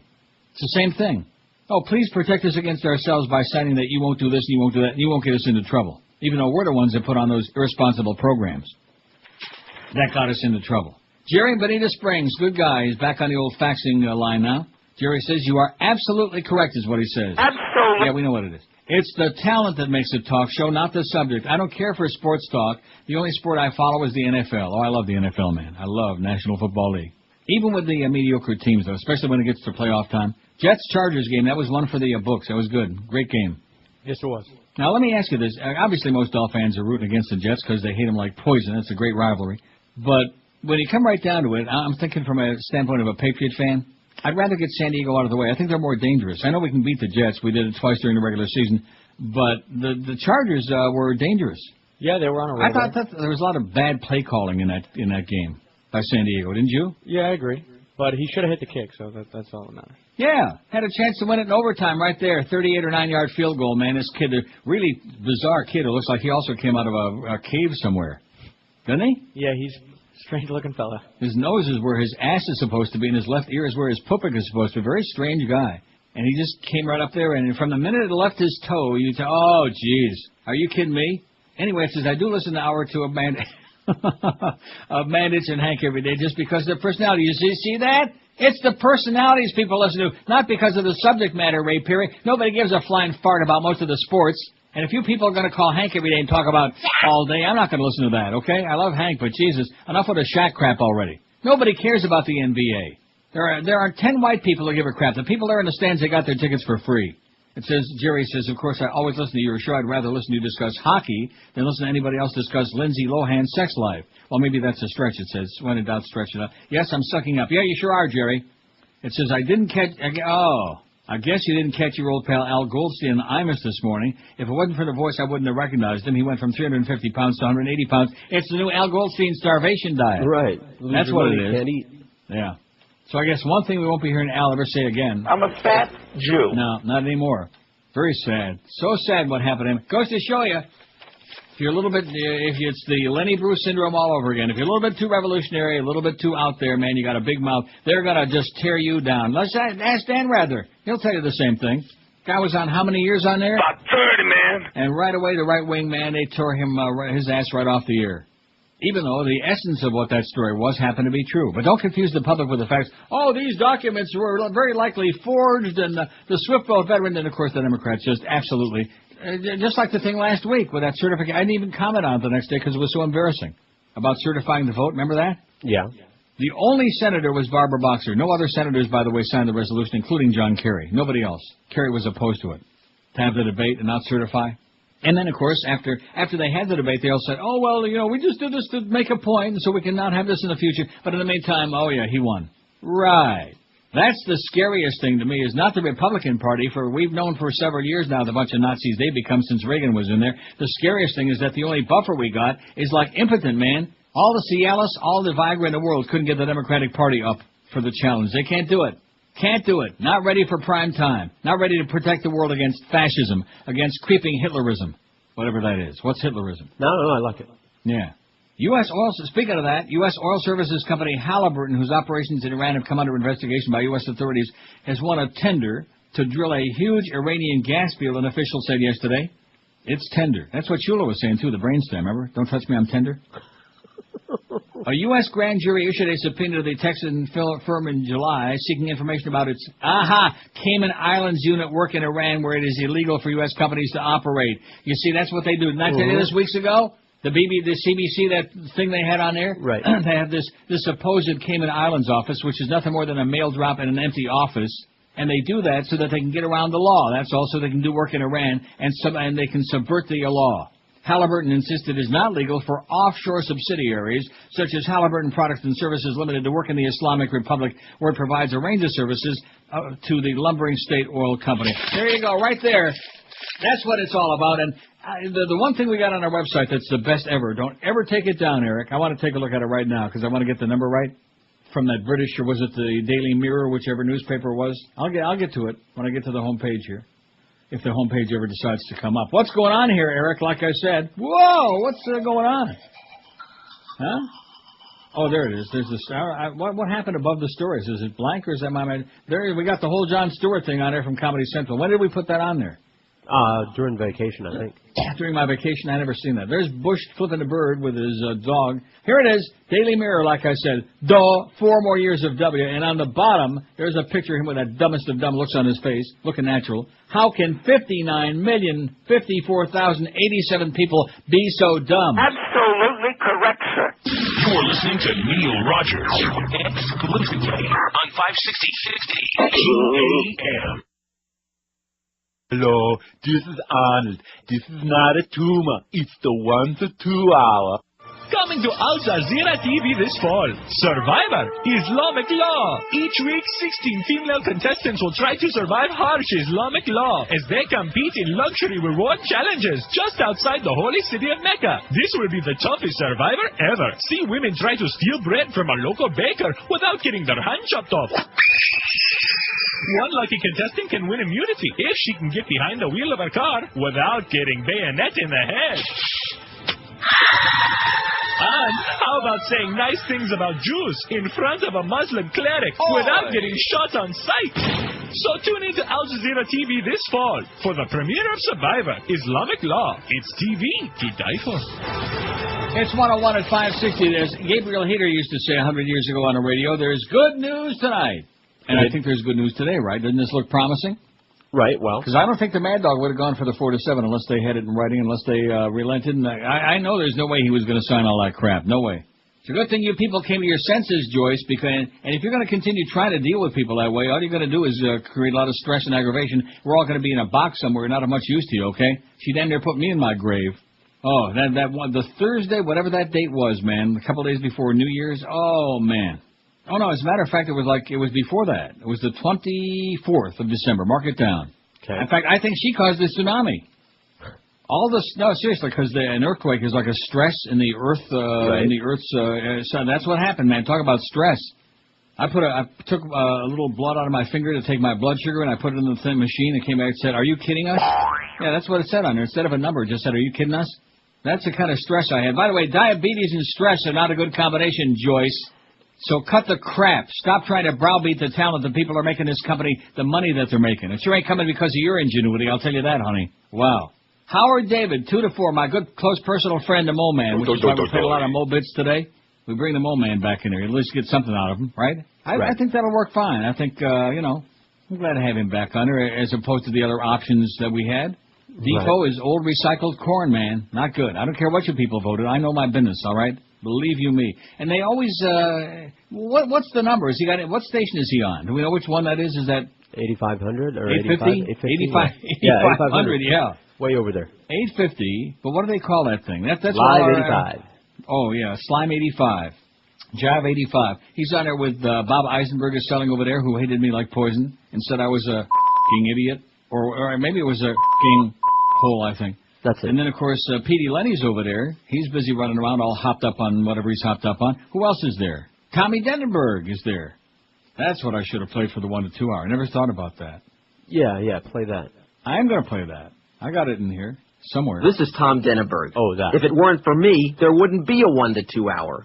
Can't you think of anything better to talk about? No, I can't do it, Tom. Little Tommy Dendenberg from the old IOD days, and then he was, of course, with Cheap Channel. He got locked in with them for a long time. Poor Murray, what's his name? I think he's dead. The one they gave a stroke to, Ronald Wolf and Pete Bolger gave him a stroke, Murray Levine. Wait till you hear these 2 stories, boys and girls. Something right up our alley, all of us perverts, our heathen perverts. Porno drives technology development. Can you believe that? Oh, I knew it. As goes pornography, so goes technology. The concept may seem odd, but history has proven the adult entertainment industry to be one of the key drivers of any new technology in the home entertainment. They know how to drive it. Pornography customers have been some of the first to buy home video machines, DVD players, and subscribe to high-speed internet. One of the next big issues in which pornographers could play a deciding role is the future of high-definition DVDs. Isn't it interesting? An old pervert like me was just talking about that a couple of weeks ago with my new TV. Remember that? Right. High-definition DVDs, HD DVDs, too many Ds. How about Kiki D? And Don't Go Breaking My Heart, Elton John. Whatever happened to Kiki D? That was it, man. That was it. The multi-billion-dollar industry releases about 11,000 titles on DVD each year, giving it tremendous power to sway the battle between 2 groups of studios and technology companies competing to set standards for the next generation. Pornography, the next generation. Wouldn't that be a great Bill Shatner movie? Well, don't put him in it. It's sort of like, you haven't seen those spots with him and Mr. Spock? Not together, no. Leonard Nimoy? Oh, those are great. It's sort of like the buzz around the campfire, said Peter Warren, DVD editor at Industry Bible Adult Video News. Yeah, that's their Bible. Everybody's got their own Bible. On one side of the divide is a standard called Blu-ray. See, we were talking about this crap back in the day. Blu-ray, backed by consumer electronics heavyweights like Sony, Philips Electronics, and Thompson Movie Studios, Fox, and Disney. Blu-ray offers storage up to 50 gigabytes, enough for 9 hours of high-definition content. On the other side of the fight is HD DVD, which has much the same structure as current DVDs, and backers say is cheaper and easier to manufacture as a result. Supporters of the disc format and its 30 gigabyte capacity include companies like NEC, Toshiba, and Time and Warner Home Video. What does that mean? Adult film the way this is written, that's crap. Adult film producers want the higher quality picture as well as extra space for creative expression, like giving viewers choice of camera angles. Well, now we're talking. I mean, they got that camera inside the net in hockey if they ever decide to play again, the net cam. How about the ass cam? Or the ass-to-ass cam? Pornographers weighed in on the coming battle last week at the industry's Adult Entertainment Expo, which ran parallel with the largest U.S. technology fair, the Consumer Electronics Show, and had many of the same technologies, sometimes a generation ahead. Sentiment about format rivalry varies depending largely on the size of the porn producer, the size of the producer. Smaller outfits seem to prefer HD DVD for its lower cost, while larger outfits tend toward Blu-ray for the capacity. You know what this reminds me of? It's like Beta and VHS all over again. Right, all over again. See, they can't just have one standard so that we can go out and buy one machine and then everything you buy will work on that machine. It'll all be compatible. No! We're kind of riding it out a little further to see where the trend goes, says Jackie Ramos, an executive in the DVD division at leading porn producer Wicked Pictures. But if he had to choose, Ramos said, Blu-ray technology sounds pretty attractive. Paul Heskey, operating officer of Multimedia Pictures, Inc., one of the smaller groups, disagreed. Most of the DVD manufacturers in my business do not want the Blu-ray format because it requires new capital investment, he said, adding, I know for sure one format or the other will be out of the market by this time next year. Others say they want to see what consumers prefer. Adult Video News' Warren said HD DVD production would be a fraction of the price of Blu-ray, but that the latter format could not be dismissed. Blu-ray is going to be very expensive for anyone to do, but it's going to be a player, he said. They're going to be playing. Many are watching the porn industry to see what happens. That whole business has driven technology adoption of several platforms, said one major studio executive. A better, more intense experience is a good thing for porn. Now, in line with that, in tandem, Columbia House, famous for its 12 CDs for a penny record clubs, and of course once you sign up it takes 10 years to get off their mailing list, will launch its own adult video club with Playboy Entertainment at the end of this month. The service, called Hush, will sell pornography through direct mail and a website. While 50-year-old Columbia House is eager to cash in on the $12 billion porn business, officials are pretty hush-hush about Hush. This will be a separate subsidiary, said Jim Mandich, Senior Vice President of Marketing at Columbia House. It'll be completely separate from Columbia House, will not be marketed to current members. We are not using Columbia House at all. You're following this? They want to distance themselves. No, we're not, and are not talking to existing members. This is a separate business and deal. I wonder if they're going to give you 12 porno videos, CDs for a penny. We'll see. Columbia House, the nation's largest direct distributor of DVDs and home video, will handle distribution, while Playboy, which has an adult direct mail list, is in the millions, according to Lidback, will handle the marketing. Lidback added that his company estimates the total adult video sell-through and rentals total $5 billion a year. Adult Entertainment Expo in Vegas last week, meeting with producers and stressing that Hush will distribute adult content from other publishers beside Playboy. Hush also insisted that it's starting with no members and is not piggybacking on existing... Oh, piggybacking? Yeah, that'll be a feature then. Doogie style? On existing Columbia House subscribers. In the words of one company executive, it will be a slow build. Last June, Columbia House struck a quiet deal with Playboy to add about 150 of its more tasteful product line to the Columbia House DVD Club. It's also been test marketing adult titles through its Canadian subsidiary, Lidwack said very few club members have complained. Why should they complain? Is somebody going to force them to buy it? See, this is what gets me about people. It's like going into a restaurant and you don't like me. I don't like fish. They got 8,000 other items on the menu, and I go to the manager and say, how come you got all this fish on the menu? I don't like fish. We got steak, we got veal, we got pasta, we got 80 minutes, everything else is there. But I don't like fish. Stop complaining already. Quit your bitching is what I'm telling all you religious, you Bible thumper phonies. In addition to which, they're watching more porn than all the rest of us put together. Like they're at the Vatican where they got the world's largest porno collection. For research, of course. Why do you think they wear those robes? 5670560, pound 560 on the Verizon and Singular Wireless line. I would have thought this audience would be foaming at the mouth now that we got the good news about that penciled-in schedule, wouldn't you? What are they going to say about it? I don't know. It's just something to say to try to, like, motivate them to create something. You know, like, hey, we're excited, goodbye. You know, like that. Thank God Mad Dog ain't going anywhere. Like that would be good, huh? Right. WQAM, hello. QAM? Yeah, he's excited, all right. Gargling with razor blades today. Good. Long overdue. WQAM, hello. Good afternoon. How you doing? Happy New Year. And same to you, sir. It's January the 10th, just under the deadline. Oh, I haven't been able to get through to you because you're so damn popular, I'm afraid. And on that note, I was trying to get hold of you around Christmas time because you often praise Al Michaels on Play-by-Play. Yeah. Yeah. He's a very devout Republican, good friend of GW. Well, I've also been knocking him lately, so I probably was starting to get onto that about his affectations. The bull. I don't like the way he says the bull. And all night. Yes. I don't like that. He's good. I know. I didn't know if you're aware of it. So in other words, if I like his play-by-play, if I think he's pretty good, I shouldn't commend him because of his politics. What do I care about his politics? I don't know. I've got this circle wagons mentality since the election. Yeah. And, they're the ones who made it us against them going back to Newt Gingrich in 94. And Newt Gingrich, by the way, you must be psychic. I got that story. He's threatening to run again. How do you like that? He criticized Bush and open to a run. He's going to run again. Boy, I wonder if he's going to prop his wife up. Even at American Airlines, they never saw a guy with as much baggage as he's got. He thinks he's going to run for president? Who's he kidding? I wonder if he'll prop his wife up in the campaign, the one he divorced while she was the one who died, the one he divorced on the deathbed, right? Okay, listen, Pally, have a great New Year. See ya. Somebody's calling you. I think it's Newt. Is that ridiculous? That would be like Bernie Carrick saying, well, I couldn't make it as Homeland Security Chief, so I'm going to run for president. Right? Right. Oh, stranger things have happened than that. Never. He wouldn't get 4 votes. Even the most right-wing Goyim wouldn't vote for Newt Gingrich. He's got too many sins on him, too much blood to wash off his hands. 113 at 560 WQAM. It's time to talk about Acceptance Capital Mortgage and everyone's main man, Anthony Caliendo. Whether you're buying a new house or just refinancing, whether you're looking to get cash out or just paying down your debt, Acceptance Capital Mortgage will show you the way to get it done. Acceptance Capital specializes in just about any situation that might come along. They'll get it done when others can't. They offer you 100% financing, option ARMs, new construction loans, investor and commercial properties. Check out Acceptance Capital's stress-free mortgage payment program. Pick from 4 payment coupons based on your financial situation for that month with the Pick-a-Pay program. No income verification is necessary, and your credit score doesn't determine your approval. Like all other programs, because Acceptance Capital Mortgage, they realize that sometimes bad things happen to good people when they start stumbling and fumbling, like me. In most cases, you can pull out cash, pay off all your debts, and still pay less for that mortgage payment every month. So call Anthony Caliendo at Acceptance Capital today and find out why everybody says he be their main man. That's Acceptance Capital Mortgage. Call them right now, 1-888-483-LOAN. That's 1-888-483-LOAN. You're listening to Neil Rogers on 560 QAM. You know that the Lord even loves Neil Rogers. Newt Gingrich does the hanky-panky. Newt Gingrich has a skanky-wanky. Newt Gingrich does the hanky-panky. Newt Gingrich does the hanky-panky. We thought he only spanked his monkey.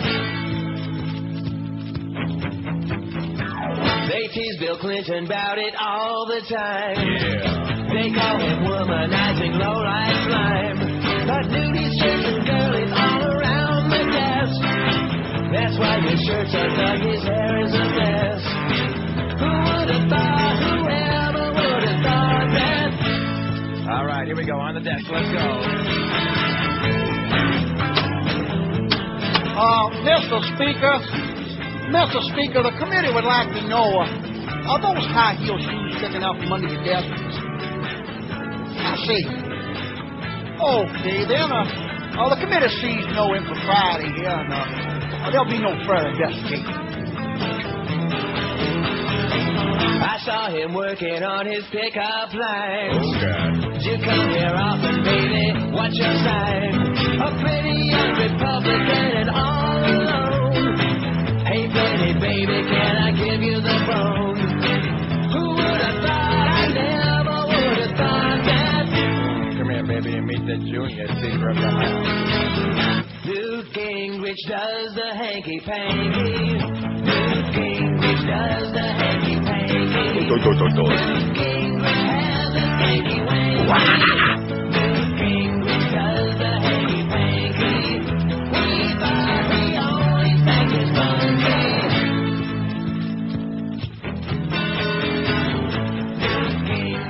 119. Anyway, Newt Gingrich has taken steps to the potential presidential bid in 2008 with a book criticizing President Bush's policies on Iraq and a tour of early campaign states. Who is he kidding?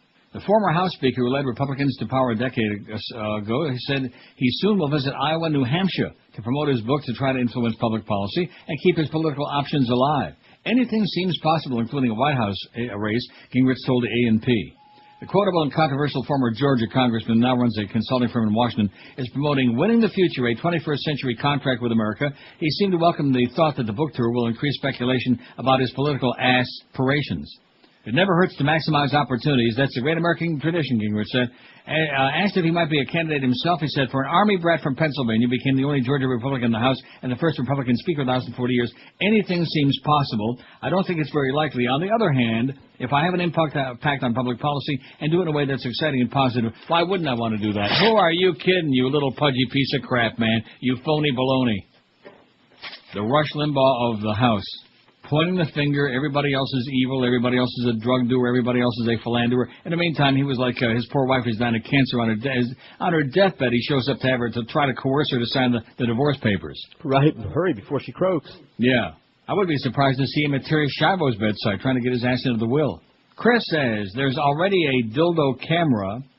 Careful how you read that. I beg your pardon? Careful how you read that. I see it. They attach a small video camera to the tip of a very large dildo, and you can watch as the camera enters a hole. Well, he didn't have to write that. He could have written it. Yeah. Clean it up a little, Chris, there. Some of the ones I've seen enter a... Okay. Well, we don't want to get through a whole thing like that. Just keep your nose out of everybody's, Chris, and we'll all be a lot better for it. The Italian cardinal sent by Pope John Paul II last year to try to dissuade President Bush from invading Iraq said today, the president promised that the U.S. operation would be quick. Well, guess what, Cardinal? He lied. He's got a habit of it. He ought to probably be in management at QAM. Cardinal Pio Laghi visited Bush at the White House on March 5, 2003, to relay the Pope's position that dialogue, not arms, should be used to resolve the crisis over Iraq, which the U.S. accused of harboring weapons of ass destruction. When I went to Washington as the Pope's envoy just before the outbreak of the war in Iraq, Bush told me, "Don't worry, Your Eminence, we'll be quick and do well in Iraq," he told Italian Catholic TV station Telepace, which was broadcasting the Pontiff's annual address to diplomats. When the U.S. went to war in Iraq, Laghi called the attack on Baghdad tragic and unacceptable, and for once they were absolutely correct, sir. In the Vatican. Unfortunately, the facts have demonstrated afterward that things took a different course, not rapid, not favorable, the prelate told Telepace. Bush was wrong.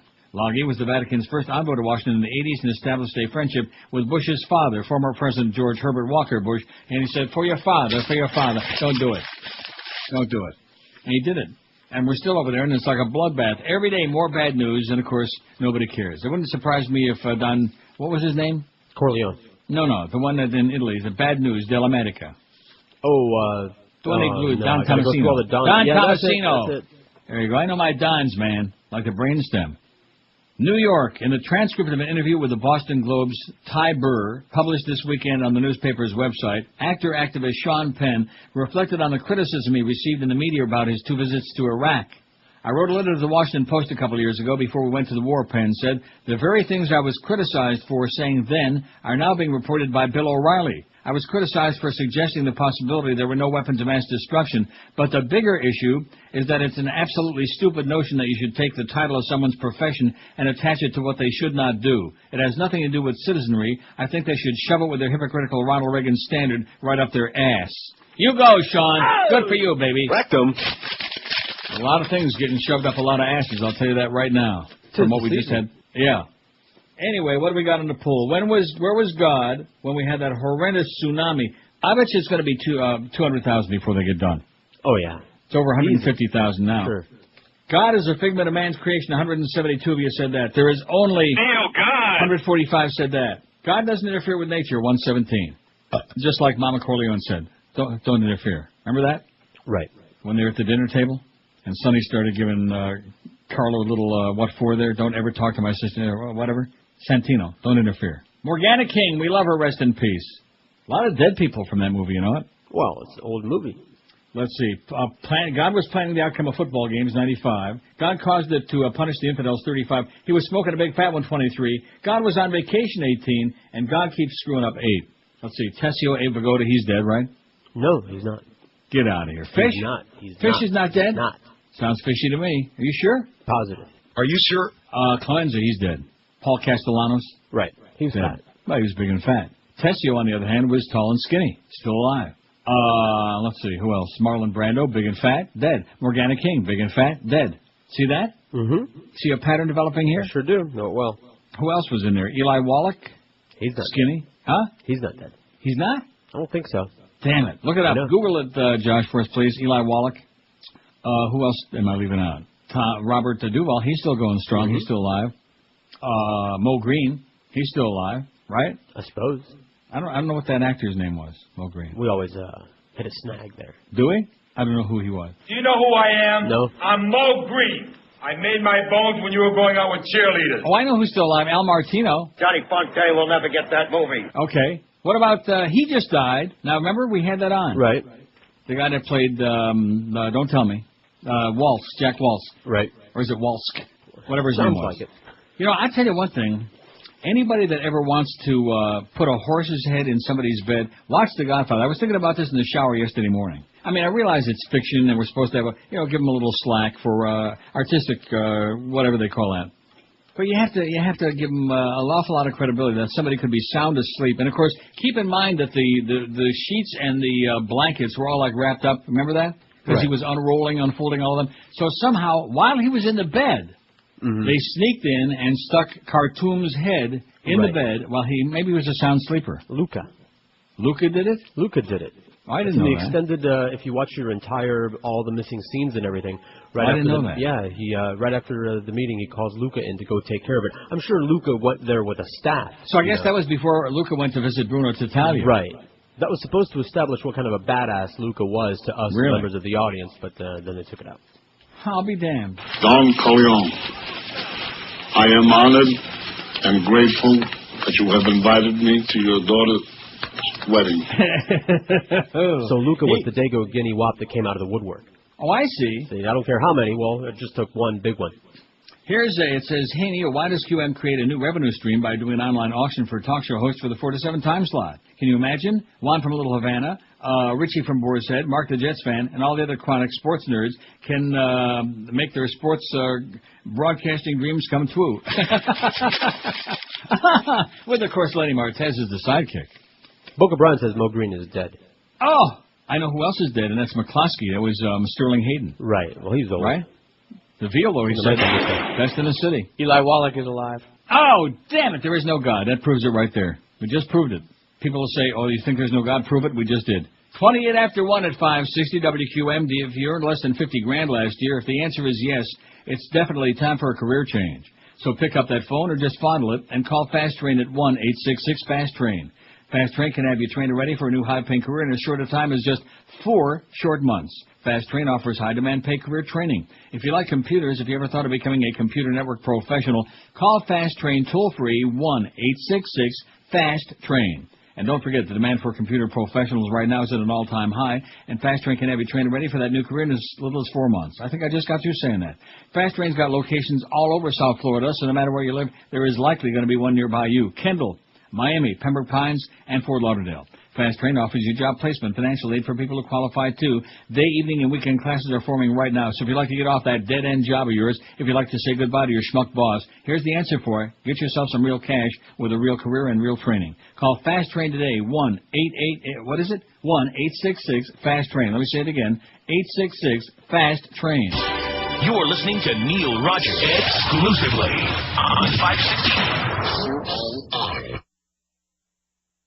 Above all the names of the bands I like, and if you scroll down you will see your visitor 27. On the left there's a bunch of links to every Buffy episode.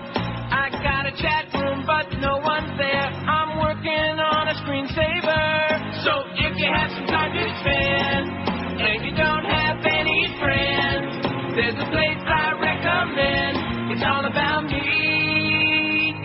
What I hate, what I love, it is all there in my blood. MP3s that don't play, and I update them every day. It is free and you don't have to pay, but I do accept donations. It proves I don't have a life. Welcome to my site. I have no life. Welcome to my site. Welcome to my site. So many lonely shut-ins in so little time, you know? Oh, yeah. 133-2702 at 560 WQM. We got Mo Howard Davided coming up at 2 o'clock this afternoon. And then we got the Mad Dog in his permanent position, we hope 4 to 7. Well, I guess these are both going to be permanent until they change it all again. Right. Anybody who thinks the word permanent's in our vocabulary is QAM, man. You must be delusional. Mo 2 to 4, Mad Dog 4 to 7, Guilty 7 to 10, Eddie K 10 to 2. Sounds like a plan to me. And then, of course, in the morning, we got the big, he's really rock solid, 5 to 7. So hopefully set your alarm for like 6:58 for the last break. You won't hear a word of it. And then the Humper from 7 to 10. A panel of linguists has deemed red state, blue state, purple state the phrase that most covered the nation's lexicon in 2004. Most colored the nation's lexicon. Isn't that a little play on words there? Get it? Attendees at the annual convention of the Linguistic Society of America. Oh, and before I get this story on speaking of linguistic, that spot that we just played there for whatever that was, what was that? I don't even see it on the log. What? The one where he said the P word in there? Had to be America's Doctor, I would imagine. No, it wasn't about doctor. What are you talking about? What kind of log have you got? Oh, I'm in the wrong hour. Wow, what do you know? Uh-oh. I'm in the wrong hour. You must have faxed me the log pages, George, backward or something. See, George always does that. When Josh, at least Josh sends the pages in the right order. I'm in the 10 o'clock hour. Haven't you noticed I've been doing the spots all out of order? Not really. Oh, man. Woo! Yeah, he said the P word. And he said something about abused it too much as a boy or something like that. You didn't hear that? Richard Jennings. So, I heard that. So I guess the deal is that if I say it or you say it or anybody else on the payroll says it, then we're going to be fined and go to jail. I figured these kinds of conflicts. But if somebody pays us to say it in a commercial, then it's okay. Because, see, the world is living by one set of standards and we're living by another. Joyce's set of standards. Right. But my point being that Joyce won't object as long as somebody's paying us and they can say whatever they want. Right. Maybe you could pay to say the word, like put one of those jars, like the swear jar, and put a quarter in there. Okay, couldn't hear that, could you? No. Anyway, it was the best candidate for Word of the Year, said Dennis Preston, meaning red state, blue state, purple state, a professor of linguistics at Michigan State University. Oh! It engaged the American public for the entire year. Nothing showed the bloodthirsty, population-engaging election as this. Other nominees for Word of the Year were Flip-Flopper, a politician who changes political stances. I can't imagine who they were talking about. Meetup, a local special interest meeting organized through a national website. Mashup, a blend of two songs or albums into a single cohesive musical work. And wardrobe malfunction, an unanticipated exposure of bodily parts, which we all know what that was all about. Wardrobe malfunction. One little teeny tiny flash of a breast and America loses its grip on reality. Goes crazy. You'd have thought maybe they would have tightened their grip, but no, they lost their grip on reality, and they just went bonkers over a little breastie there. Oh, there were children watching. Oh, yeah, big deal. Whoopie-doo. I don't think their lives will ever be the same again, do you? No, they're scarred for life. They're scarred for life. Haven't seen Janet Jackson's boobie. In fact, I'll be honest with you, I think the more dangerous thing on it was seeing Justin Tinkerbell at all. That's more scarring than seeing anything on that pitch. Houston, well, I got all this stuff here. I think I'm going to squeeze it all in. We could take more calls, but I don't know. It's Monday, right? Give these people. They're probably all like right now having their Mad Dog celebration parties. All right. What do you think? I know so. Tailgate parties, of course. In honor of him evidently signing, or at least, no, I don't think in principle. I don't think they would have done it. Just like with me. Get the signature on the page. Let's cut the crap. Let's take away all this extraneous stuff you want me to sign that there's not a chance. I knew he wouldn't do it. I knew it. Don't do it. In addition to which, I think I set a good precedent there. I didn't sign it. I absolutely refused to do it. And I think he did the same. So there's the guys with the big balls there. Old Neil and the Mad Dog. We got the big whatever we got. And of course Mo, he's got something. He's an old smoothie now. Now stop and think about him. I wonder what his game plan was today. Was he coming in to do the show at 2, and then they said, oh no, it's going to be at 4. Oh no, now it's going to be 2 again. I'm sure they asked him really nice, and for the time being, until we can hash this all out. Yeah, maybe they're just getting even with him for past the sins. Houston tops the U.S. Magazine's annual fattest cities list for the 4th time in 5 years, with 4 other Texas cities waddling into the top 25. What is it about all them fat people in Texas? Fast food restaurants, Houston has got twice the national per capita average, are partly to blame for the dishonor. Men's fitness editor-in-chief Neil Bolton said, Americans work long hours, don't take vacations, and when you're faced with the worst nutritional choices, you indulge in those, he said. High humidity, poor air quality, and some of the nation's longest commute times also helped Texas's most popular city unseat Detroit, the 2004 heavyweight champion, the magazine said. Houston Mayor Bill White, who has worked with a major grocer to promote healthy food in the city's public school superintendent to improve lunch menus, called the survey mostly voodoo and fraud. Voodoo and doo-doo. On the other hand, it calls attention to real issues the mayor is trying to address, his spokesman Frank Michael said. The magazine said it looked at factors like the number and types of restaurants, park space, air quality, weather, and the number of health clubs. Philadelphia, Detroit, Memphis, Tennessee, and Chicago followed Houston on the 7th edition of the Fat List. Texas cities, Dallas, San Antonio, Fort Worth, El Paso in the top 14, which Bolton said was no surprise. It's pure big indulgence, just living big, and that's part of the Texas culture, said Bolton. Seattle ranked as the fittest city, okay, followed by Honolulu, which makes sense to me. Although I guess they weren't counting all them big Samoans out there. What do they call those people? Samoans. Oh, and a lot of the Hawaiians are like that too. The porked up, I don't know what, like real Hawaiians. Right, they can get porky. Honolulu, Colorado Springs, San Francisco, and Denver. Austin and Arlington, a Dallas-Fort Worth suburb, were the only Texas cities on the fit list, and that, of course, is because Austin is like where the living and breathing the liberals supposedly used to be, but they kicked them out, and then they chopped up Madeline O'Hare. Austin was 19th, Arlington 22nd out of 25. They chopped her up and her misfit son, too. Her hairless son, John O'Hare. But like she said, man, just stop and think about it. She's the only guest I ever had on my show who got just chopped to smithereens, like almost in a blender. Well, matter of time before something like that would happen. And believe me, there was plenty of her to chop up. But they should have probably put her in the wood chipper. You think? Would have sped things along. Yeah. You would have still had to do some chopping to get her into pieces that would fit in there. And, of course, the son. Oh, he's a little guy, kind of funny looking. No, he was a big fat guy, kind of funny looking. John O'Hare, who had a hair lip, as a matter of fact. No kin to Francis O'Hare, by the way. 19 till 2 at 560. Howard David at 2. The Mad Dog at 4. The most bizarre series of ongoings here, and it just never ends. It just keeps on going and going and going, like the Energizer Bunny. That's QAM. The insanity never ends. 47 at 560 WQAM. I feel like we've, achieved a certain, like we've reached the pinnacle. We've reached the mountaintop, haven't we? A plateau. Yeah. Are you looking at the top of Moe's head again? I think it was that flat. No. McDonald's may soon be going upscale with its coffee, according to a report today. USA Today says the world's largest fast food company is set to test and then offer premium coffee at all of its 13,000 restaurants either later this year or early 2006. The move is seen as an attempt to capture the share of the $8.9 billion specialty coffee market after the number of adults drinking coffee has nearly doubled in the last 4 years. Analysts say it could boost the company's sales by 2% a year, as coffee is the main attraction to a breakfast menu. Although it could force competitors to follow suit, Burger King declined comment to USA Today, and Wendy's told the paper it had no plans to change its coffee. Both 7-Eleven and Dunkin' Donuts have added gourmet coffee in the last 2 years, and both have seen healthy sales, although analysts said McDonald's move into the market will pressure those companies. You got to have something to wash that rubber down at Burger King, right? Right. McDonald's, I mean, does it really make a difference? No. No. Where would you rather get your coffee, Starbucks or McDonald's? Right. I rest my case. Now, Larry faxes and says, Alex Rocco played Mo Green. For some reason, the name just, I'm sure we've done it before, right? Right. It just doesn't ring a bell. Do you know who I am? I'm Mo Green. I made my bones when you were going out with cheerleaders. Well, that's great, but you're still dead. He's dead. Just as an FYI, Larry says, who should have quit while he was ahead, Randy Moss never took his pants off, thus only simulating a moon, not actually shooting one. Okay?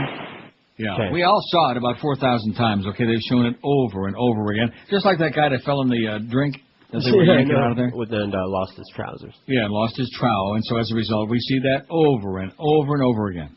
So anyway, Randy Moss, he's simulated a moon, if we want to be technically correct and politically asinine. That's what we're talking about. Rectum. That ass. Yeah, Randy Moss is an idiot. Tired of all these hot dog athletes, man. Got to do all this nasty, stupid-ass crap. Everybody with an attitude, including the police in Lamarck, Texas, have an attitude. Police are investigating after 10 students between the ages of 10 and 12 were strip searched while officials at their award-winning charter school tried to find a missing $10 bill. 7 girls and 3 boys at the Mainland Prep Academy were searched during a study hall Thursday, after one of the girls reported the money missing, said Principal Wilma Green. The money was not found. Oh, I guess they forgot to look in everybody's... Rectum. Huh? It would have been there. The search has angered at least one parent who filed a complaint with Lamarck School of Police and pulled her 4 children out of the school. I've never signed any consent to let my kid be strip searched, never, said Shelley Owens, mother of a 12-year-old boy who was searched. I went along with some of their methods in the past, but they would always call me, but no way, Jose, would I have ever allowed this. Police hope to interview all the children this week, then forward their findings to the Galveston County District Attorney's Office for review. It is not illegal, Lamarck Police Chief Richard Price said. We don't see it as a criminal offense. We want to see if anything occurred during the search that was illegal. We want to make sure that everything was done legally. Green, who authorized the searches, said the school has conducted such searches in the past without calling parents.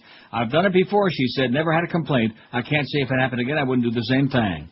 In Thursday's search, the boys were sent off with a male teacher and the girls with a female teacher who told them to strip to their underwear. All you kids out there, if a teacher tells you to strip to your underwear, run like a son of a bitch and call the police. Nobody objected to it, Green said. Most of the kids didn't mind because they wanted to get their name cleared. It was no different than what the students would be doing when they would be in PE. We searched everything down to the socks. That's where they hid it, in the socks, right? Of course. Where would you put it? Lamarck. Rectum. Lamarck is about 40 miles southeast of Houston. Oh, see, Houston, where all those fat people are? You see all those ties together? All that fat, it goes to your brain, and you start, making kids strip search and doing all kinds of sick things. It's a food thing, man. That's the problem. That's the excuse. Speaking of a food thing, haven't I always told you do not go on a cruise? Haven't I told you that? I beg you people, don't do it. You go on a cruise, you lose. An outbreak of Norwalk-type virus sickened 112 Royal Caribbean passengers and crew members during a 5-night Western Caribbean cruise that ended Saturday at Port Everglades, a cruise line spokesman said. Nothing good happens on a cruise ship, okay? Nothing. Except they're making a lot of money off you suckers out there. The outbreak aboard the 1,950-passenger Enchantment of the Seas left 104 passengers and 8 crew members with nausea, vomiting, and diarrhea. All we can play for that is, yeah. The virus, which lasts up to 48 hours, does not require special medical treatment. It was traced to a man who had symptoms 2 days before boarding the ship Monday, company spokesman Michael Sheehan said. Rux Russell, that's his name, Rux. A TV reporter from Raleigh, North Carolina, was on board with 22 relatives celebrating his parents' 50th wedding anniversary. His fiancée, Natasha Parker, was one of the first people to get sick. She was puking her guts out over it.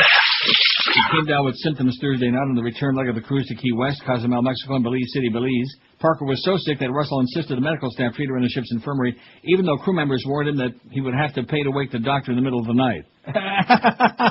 Oh, he's sleeping now. I mean, she's puking her guts out and thinks she's dying over there. We're going to wake him up. You have to pay him extra, special. One of Russell's nephews also ended up in the infirmary after falling ill. Royal Caribbean officials said in a statement Saturday that the company takes all health issues seriously and has taken numerous protective steps to maintain the high health standards on board the ship. But Russell described the crew's response to the illness outbreak as lackluster. I don't want to make it look like the overall experience was bad, Russell said. It was pretty good to get the whole family together. Unfortunately, several members ended up getting sick. The old Norwalk virus. How do you like that? No cruising, baby. Unless you want to make Mickey Harrison some more money. I mean, wouldn't you think the $9 billion that his daddy took off to Israel, that should be enough to keep him going? You're listening to Neil Rogers. Not to mention WQAM.